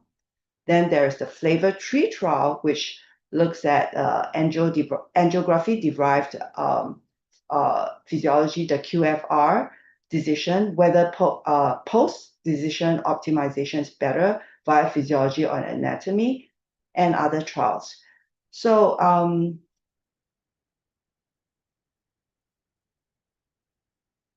So I would say that for high-risk complex PCI, my practical algorithm is, number one, decide whether or not to stent using already proven FFR, IFR, and QFR cutoffs, and then decide how to stent using imaging, whether it's IVUS or OCT, for especially complex left main, true bifurcation, and long lesion subsets, favoring OCT for very severe calcification and IVUS for osteo left main, and then thirdly, optimize and act on the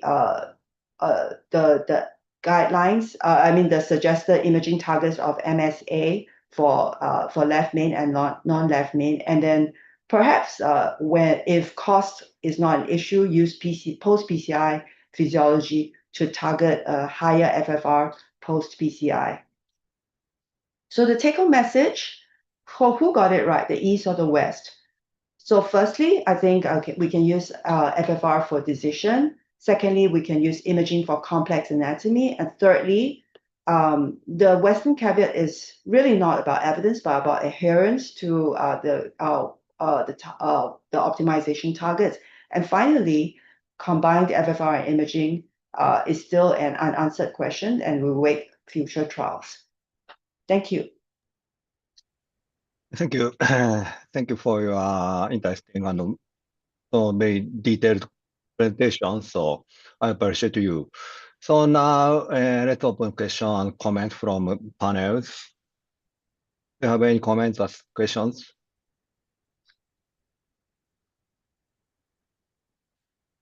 Okay, may I ask you one question? So from such a little bit negative result of imaging guided PCI, so I wish we might reconsider the optimization protocol of imaging, maybe. So I have one question: how do you use FFR for treatment of multivessel disease?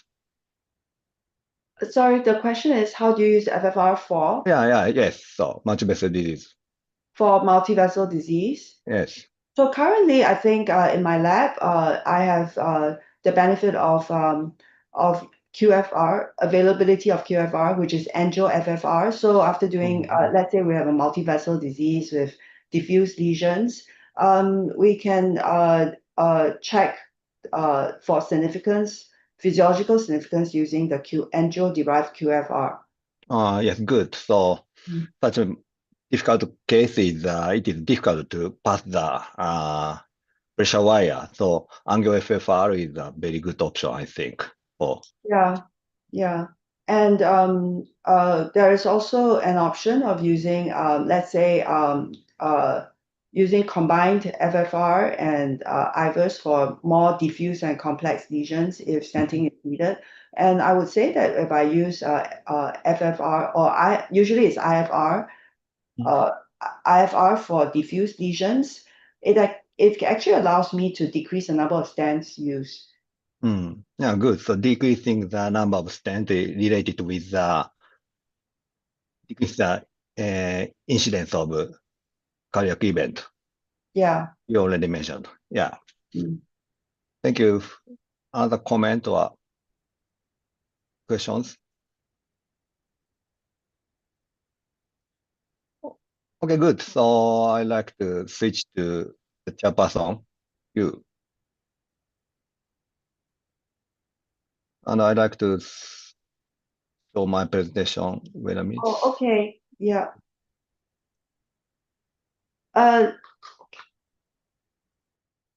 I'm sorry, the presentation slide, please.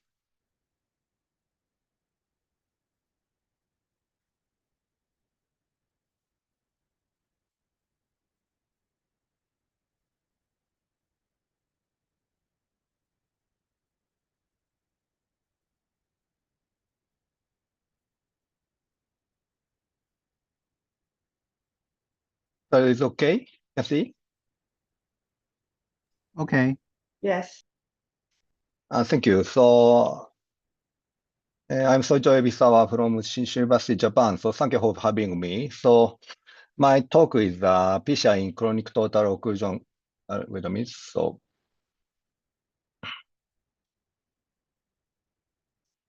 and total occlusion CAD with stable angina of the CTO, mid-distance CTO. So, a lot of efforts were made to improve CTO PCI in 2 decades. So, technical development as strategy, algorithm, consideration, and device development. And the success rate of CTO PCI have been improved. So in 2000, so success rate is just 70%. However, current data is success rate is every year improved. So now success rate is 90%. So however, complication of CTO PCI is very severe. So this is a national patient sample database, very big database, comparing the CTO PCI versus standard PCI. So post-procedure complication MI and the contrast-induced nephropathy, or perforation and cardiac tamponade, all of them were more observed in the CTO PCI. So furthermore, mortality rate is higher in CTO PCI. So I think the CTO PCI has already developed to be a feasible and reliable procedures. So to maximize the outcome and to minimize the risk, we should reconsider the meaning and indication of CTO PCI. I think there are several benefits of CTO PCI, improving the MACE and every function improvement, and mortality decreasing and symptom and QOL improvement. So in 2010, the usefulness of CTO PCI is examined in observational trial. However, most of them just compared successful PCI and failed PCI. So from such observational trials, the incidence of death is decreased in successful CTO PCI. This is the UK and US big data. So symptoms improvement is a very important point for CTO PCI. So this is from Korean data. The CCS classification was improved by the successful CTO PCI. And the QOL and the symptom score, SAQ score and RDS and PHQ-8. This is the open CTO trial, so acute phase and chronic phase. So all of them were improved in successful CTO PCI. So successful CTO PCI could improve QOL, angina symptom, and cardiac mortality. So however, non-RCT compares just the outcome between successful CTO PCI and failed CTO PCI. So there are severe biases, I think. So background of failed CTO PCI cases was more complex. And the possibility of the result of CTO PCI affects the patient's symptoms.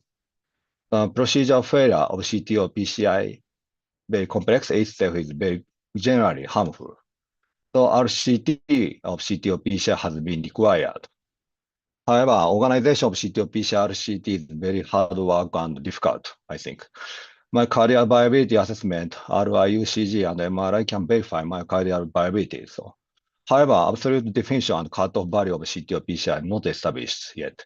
The cost and insurance coverage is a problem. So single CTO case is not much.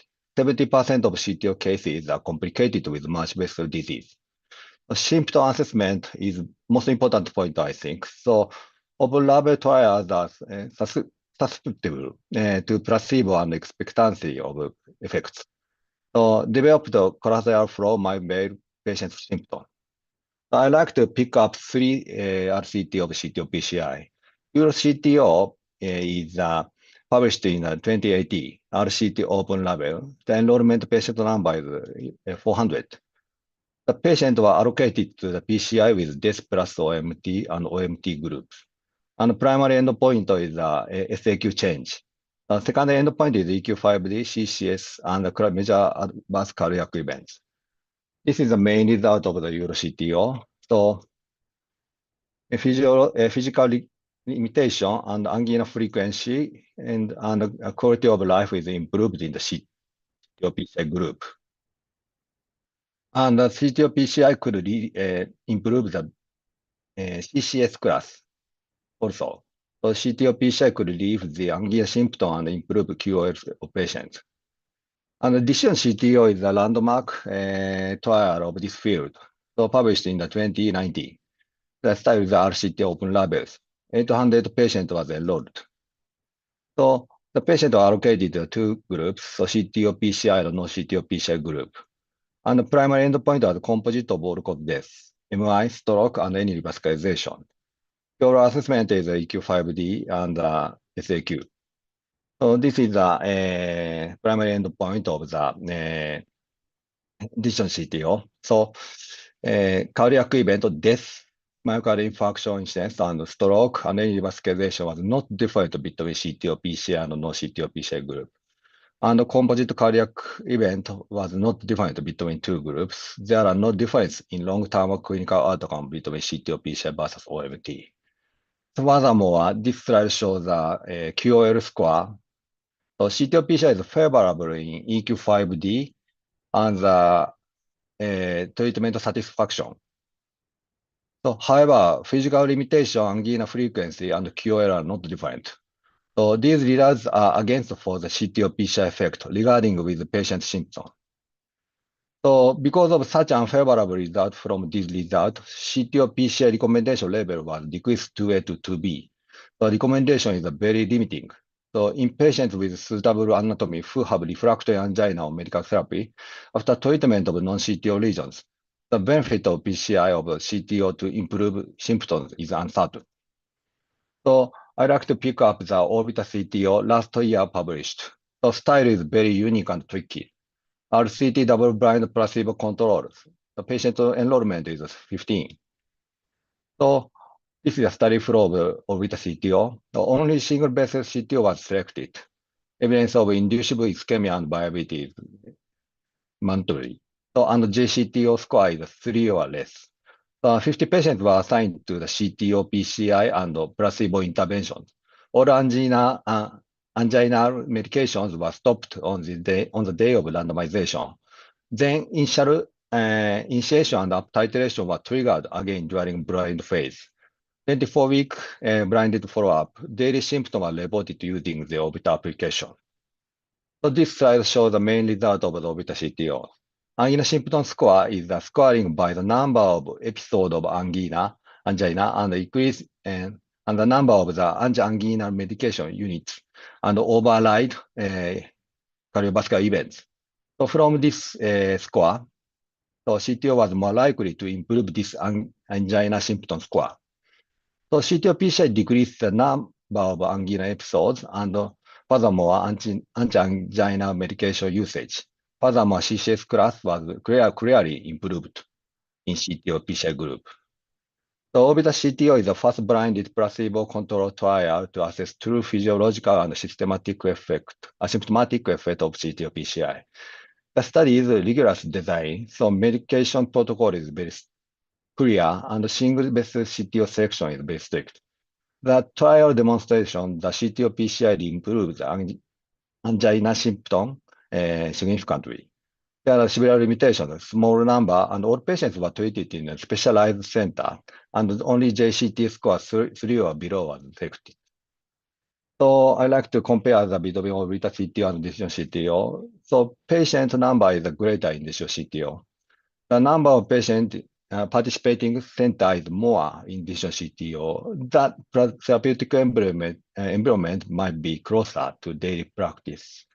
In addition, CTO, assessment of QOL score and PCI for non-CTO lesion was performed after randomization. A significant crossover is there. So 20% of non-CTO PCI group patients were performed CTO PCI. Although QOL score is taken forth and checked only every several months, Orbita application enables daily follow-up easily. Of course, personal training to use the application is needed. Double-blind placebo control is an ultimate style to remove the placebo effect. So what should we do next for CTO PCI? I think the quantification of patients' symptoms using the Orbita application is one of the options. So, of course, in Japan, the coronary sinus reducer is not available. However, comparison with the coronary sinus reducer is a big trial, I think. So my recommendation is making pre-procedure ischemia assessment mandatory and reconsider the ischemia threshold for CTO PCI. So this slide shows the threshold of ischemia burden using a radioisotope test. So from this ROC curve, so CTO PCI for lesion with ischemia burden is a 12.5% benefit to the patient. I'd like to show the one, my champion case, PCI according to RI test result. 79 years old female, so CCS class 3 angina pectoris, coronary risk factor is hypertension, dyslipidemia. And renal function is good. So LV ejection fraction is decreased to the 45%, and JCT score is just 1. So medication, angina medication is a bisoprolol daily. So this slide shows the stress RI test. So distribution in anterior wall is there. So this is a baseline angiography. So a little bit so tricky anatomy. So however, as you can see, there are LAD proximal CTO. And we perform the reverse CAD technique.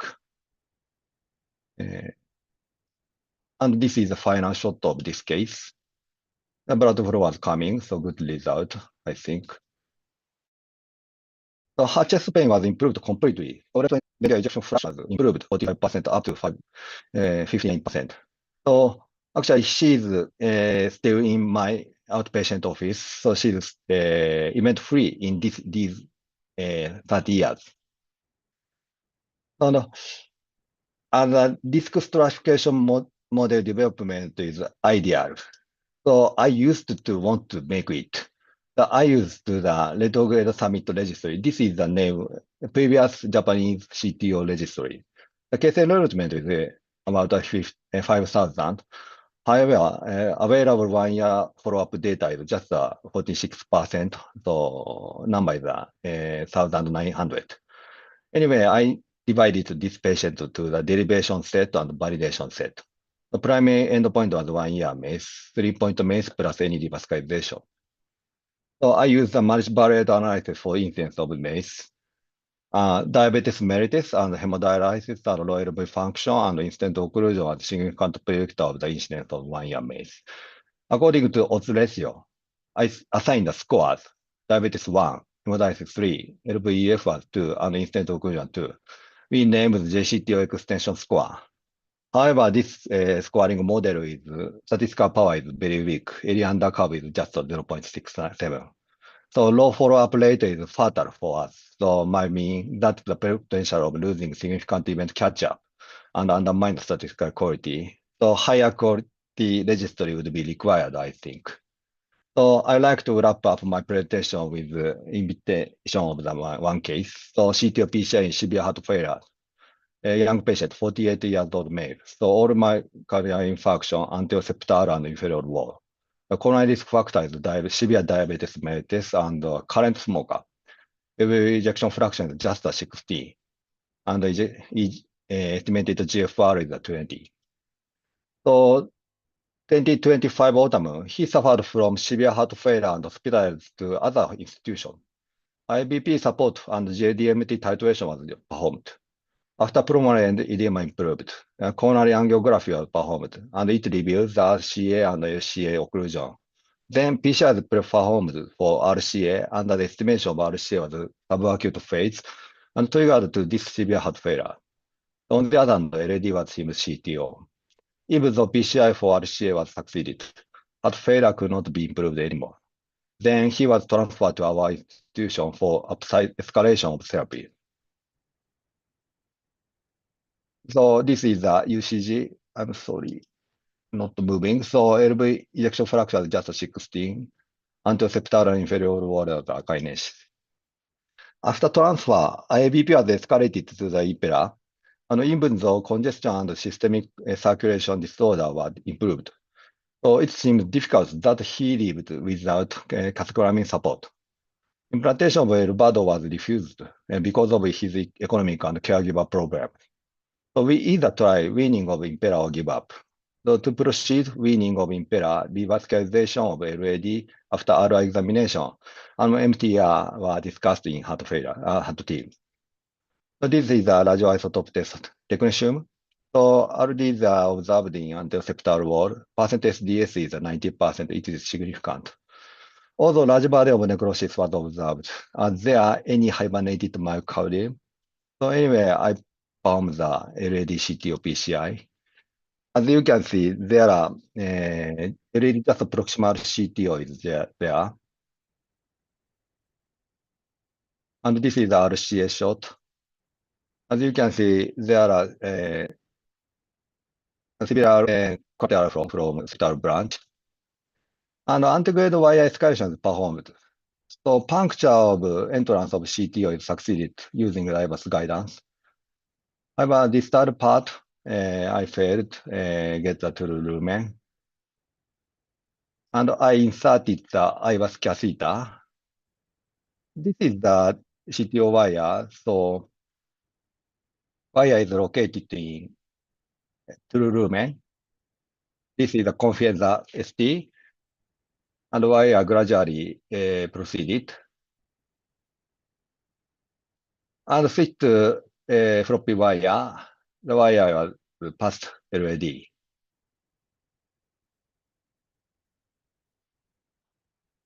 And this is the final angiogram after putting the drug eluting stent. Then blood flow is coming, result is good. So transfer to other hospitals. So 21 days after PCI, impella was removed. I'm sorry, not moving. So MTER was performed. So he was transferred to previous hospital on 55 days after PCI with a small amount of the casclamine. So concentration of multidisciplinary teams, opinion and performance improve this patient. So CT PCI should be recommended if there is some possibility to improve such a severe patient.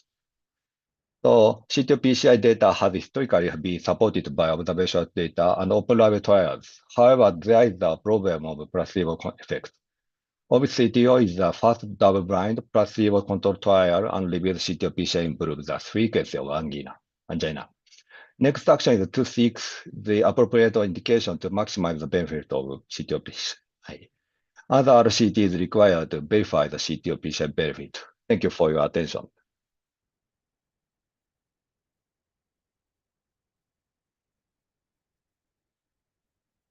Thank you very much, Dr. Ebisawa, for the talk on the CTO. Are there any questions from the panel?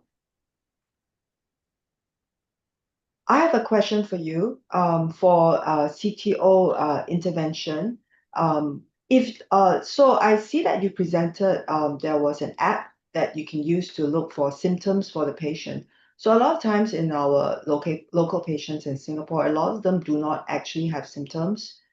So it will be for us to we realize that if we just use symptoms to decide on whether to revascularize the CTO, it will not be very useful. So a lot of times we use functional tests like nuclear scan. Do you have any comment on that? Yes, so it is very difficult because there are some insurance coverage differences between countries. So of course, the ROI test is expensive in Japan also. So verify the ischemia test is I think ideal. So to maximize and to give a meaning for CT or PCI. So just assessment from the patient complaint. The symptom is the biggest reason for performing a CT or PCI. So, however, nowadays we reconsider such a quantitative assessment for the ischemia before CT or PCI. Yeah, I have another question for you. So CTO have traditionally been omitted from or excluded from most of the trials of PCI. So therein lies the problem in that we have lack of data on CTO intervention on whether it decreases mortality and all that. So if you were to design another CTO trial, what questions would you want to answer? Yeah, it is very difficult to how can I say so. Only CTO PCI, it is very difficult to show the data improving the aerobic function or mortality rate. So now current CT of PCI position is just assess the patient symptom only. Yeah. Okay. Is there any question from the audience or the panel? If there are no questions, no further questions, maybe we can move on to the next speaker. So thank you so much, Dr. Thank you. for your talk. I'd like to introduce our next speaker, Dr. Bambang Budiono from Indonesia. He's the head of Heart and Vascular Center at Primaya Hospital in Makassar, Indonesia. Dr. Bambang is going to speak to us about drug-eluting balloon or DES in in-stent restenosis. Okay, thank you, Dr. Inghan. So let me share my slide first. Can you see my slide? Yes. Yes. Okay, thank you. So this is actually a very complicated topic. Anyway, I would try to discuss something more practical.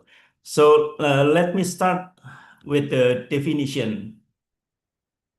By angiography, ISR is defined as a 50% reduction or more of the luminal diameter within the previous standard segment, including 5 mm proximal and distal to the stent. And the intracoronary imaging, ISR is defined as the re-narrowing of 75% or more of the reference vessel area in cross-section. So, in fact, the in-stent restenosis is not a benign clinical subset. It accelerates progress more than de novo atherosclerosis, likely due to looser cellular junctions between smooth muscle cells that cause more lipoprotein penetration of the subendothelium. ISR and stent thrombosis may coexist, which may cause AMI, and the acceleration progress is more aggressive if the underlying stented segment is unstable. It should be kept in mind that in-stent restenosis is really a continuous risk. In the first year, second generation of drug-eluting stent is tremendously superior to first generation drug-eluting stents and BMS in terms of stent failure. But from the second year, there is no difference at all, no matter what the kind of stents are being used. As we know, a well-known classification system by angiography, namely Mehran system, divided ISR into 4 patterns based on the length of ISR and the geographic distributions. The pattern 1 focal or multifocal, which is less than 10 mm.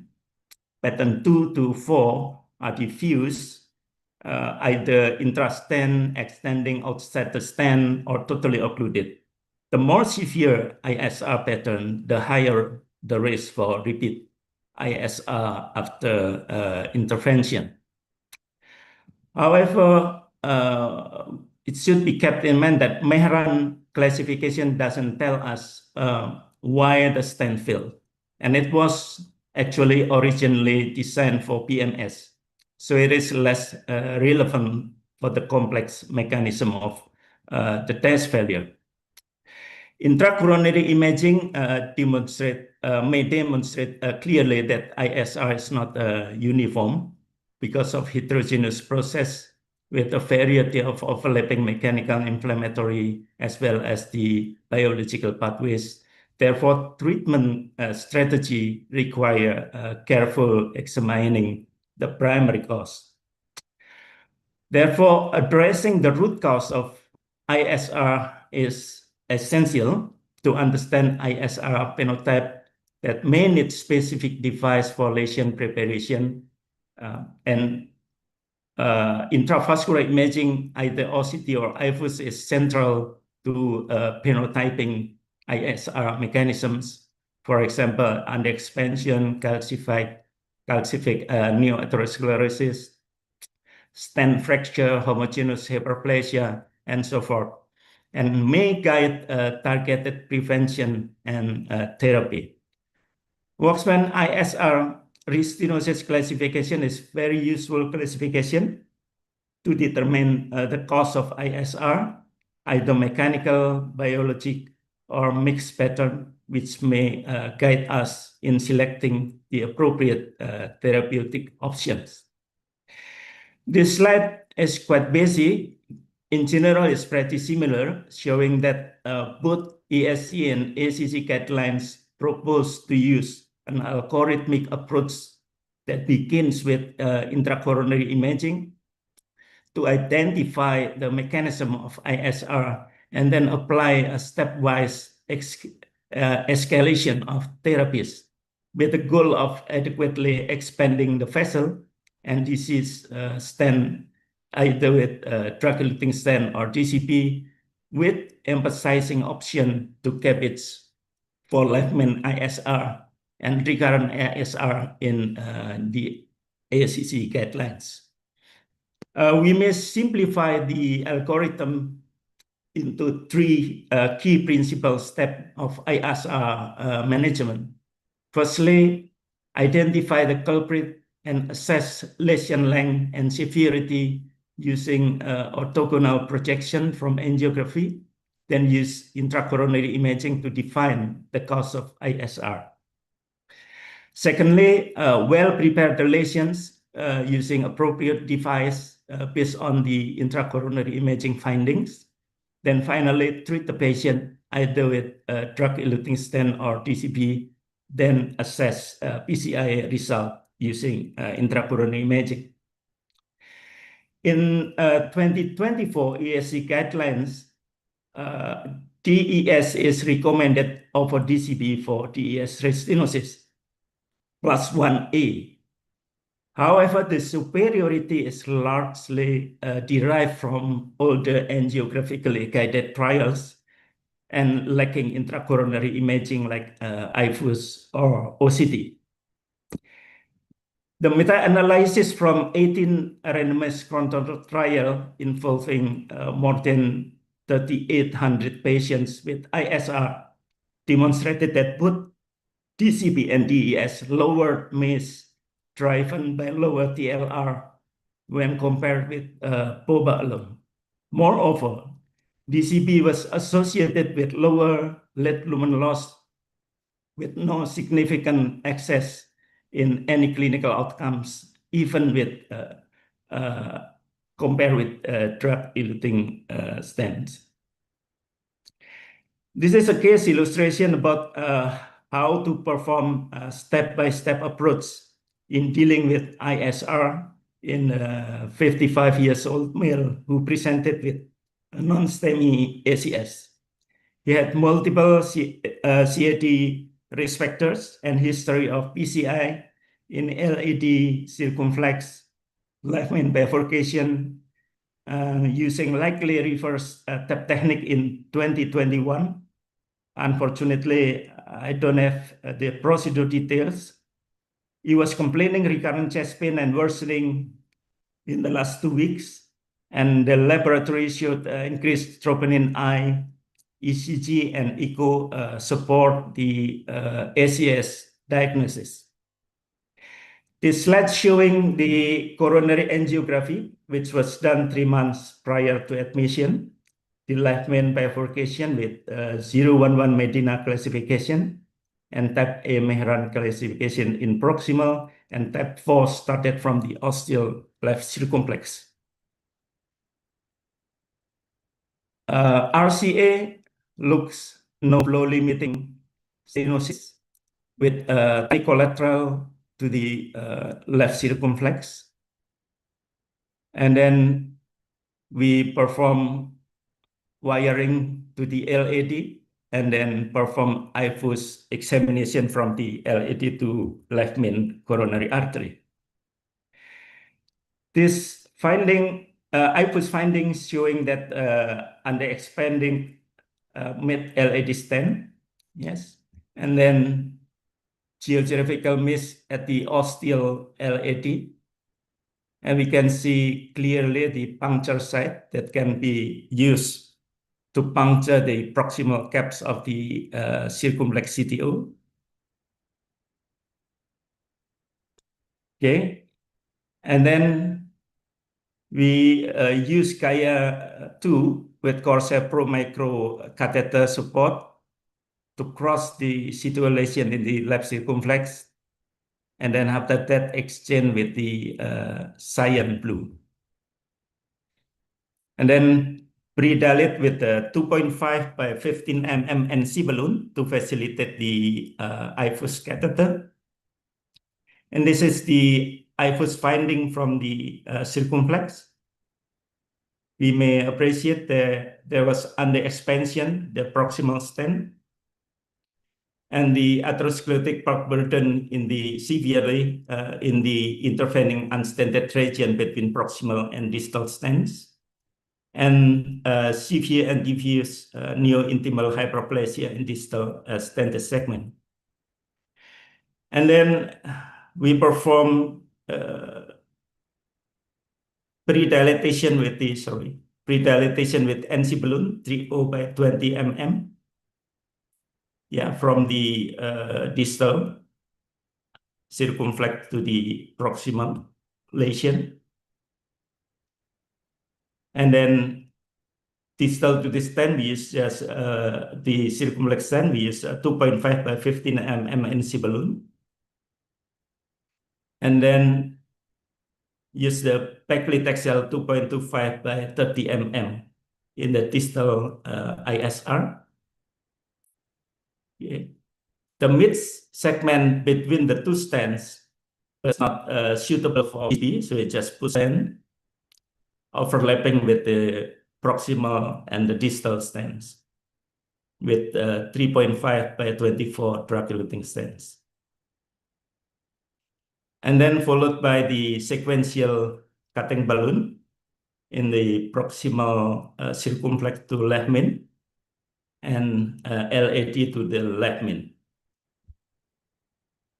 And IVUS evaluation after lesion preparation showing the LAD left main coronary artery stent was well expanded.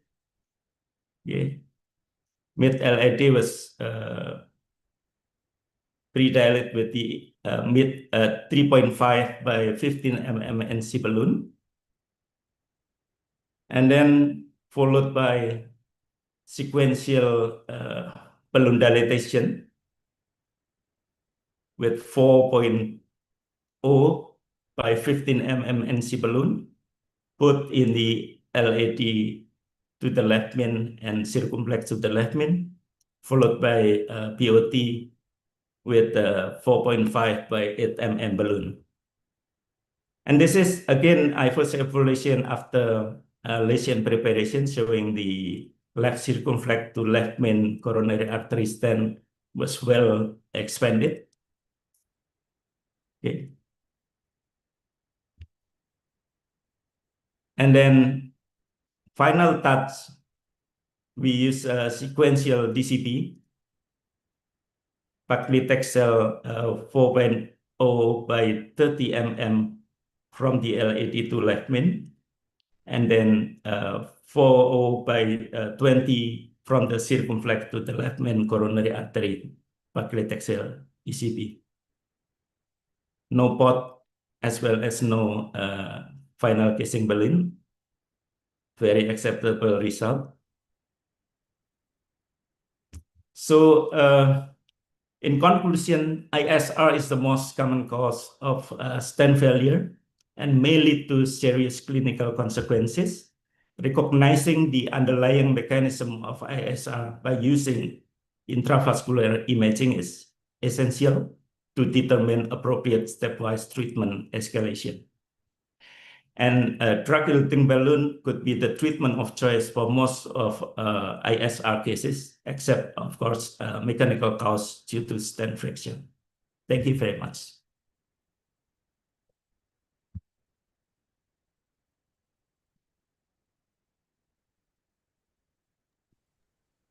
Thank you very much for your talk. Yeah, do we have any questions from panel? I have a first question for you. Okay. Yeah, first question for you. In the treatment of a recurrent ISR, let's say there is a patient who comes in repeatedly. Very rarely we see such patients. How would you approach this? Would you still continue to use DCB therapy? Actually, it depends on the location of the ISR. Let's say if the ISR actually occur in the left main, it is recommended to go for surgery, actually, for bypass surgery. But ISR for the non-left main, there are a lot of options, depends on the type of ISR, of course. If the first attempt, I mean, it's not too many layers of the drug-eluting stent for the previous procedures, of course, we can use drug-eluting stent. And it is recommended by the ESA guidelines, the latest one, 2024, that for the DES ISR, it is recommended to put repeat drug-eluting stents. But for the multi-layers, let's say more than 2 layers drug-eluting stents, of course, the recommendation is DEP or probably even CABITS if it is multiple ISR and repeated ISR. Thank you.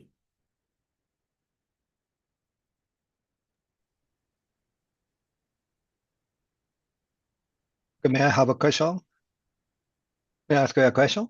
Yes, please. Yes. So thank you very much for very interesting. So instead of restenosis is a very problematic issue for us. So I have one question. So preparation for the DCB or DS is very important, I think, because to prevent the elastic recoil. So I think it is effective to use a cutting balloon or scoring balloon.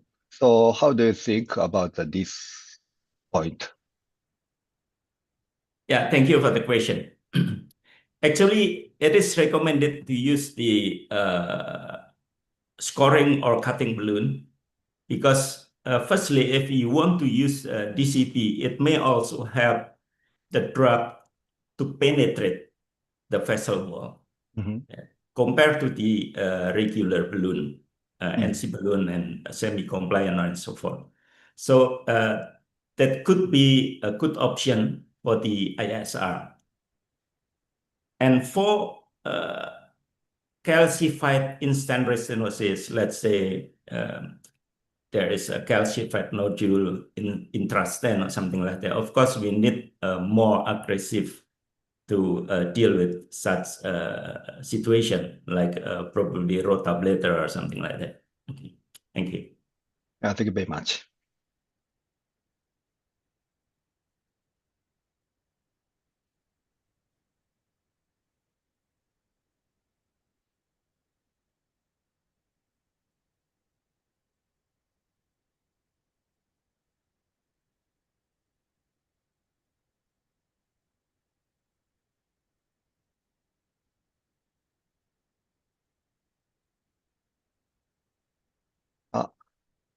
Dr. Lee, you are Dr. Ihan is still online. You mute. No, I don't have any more questions.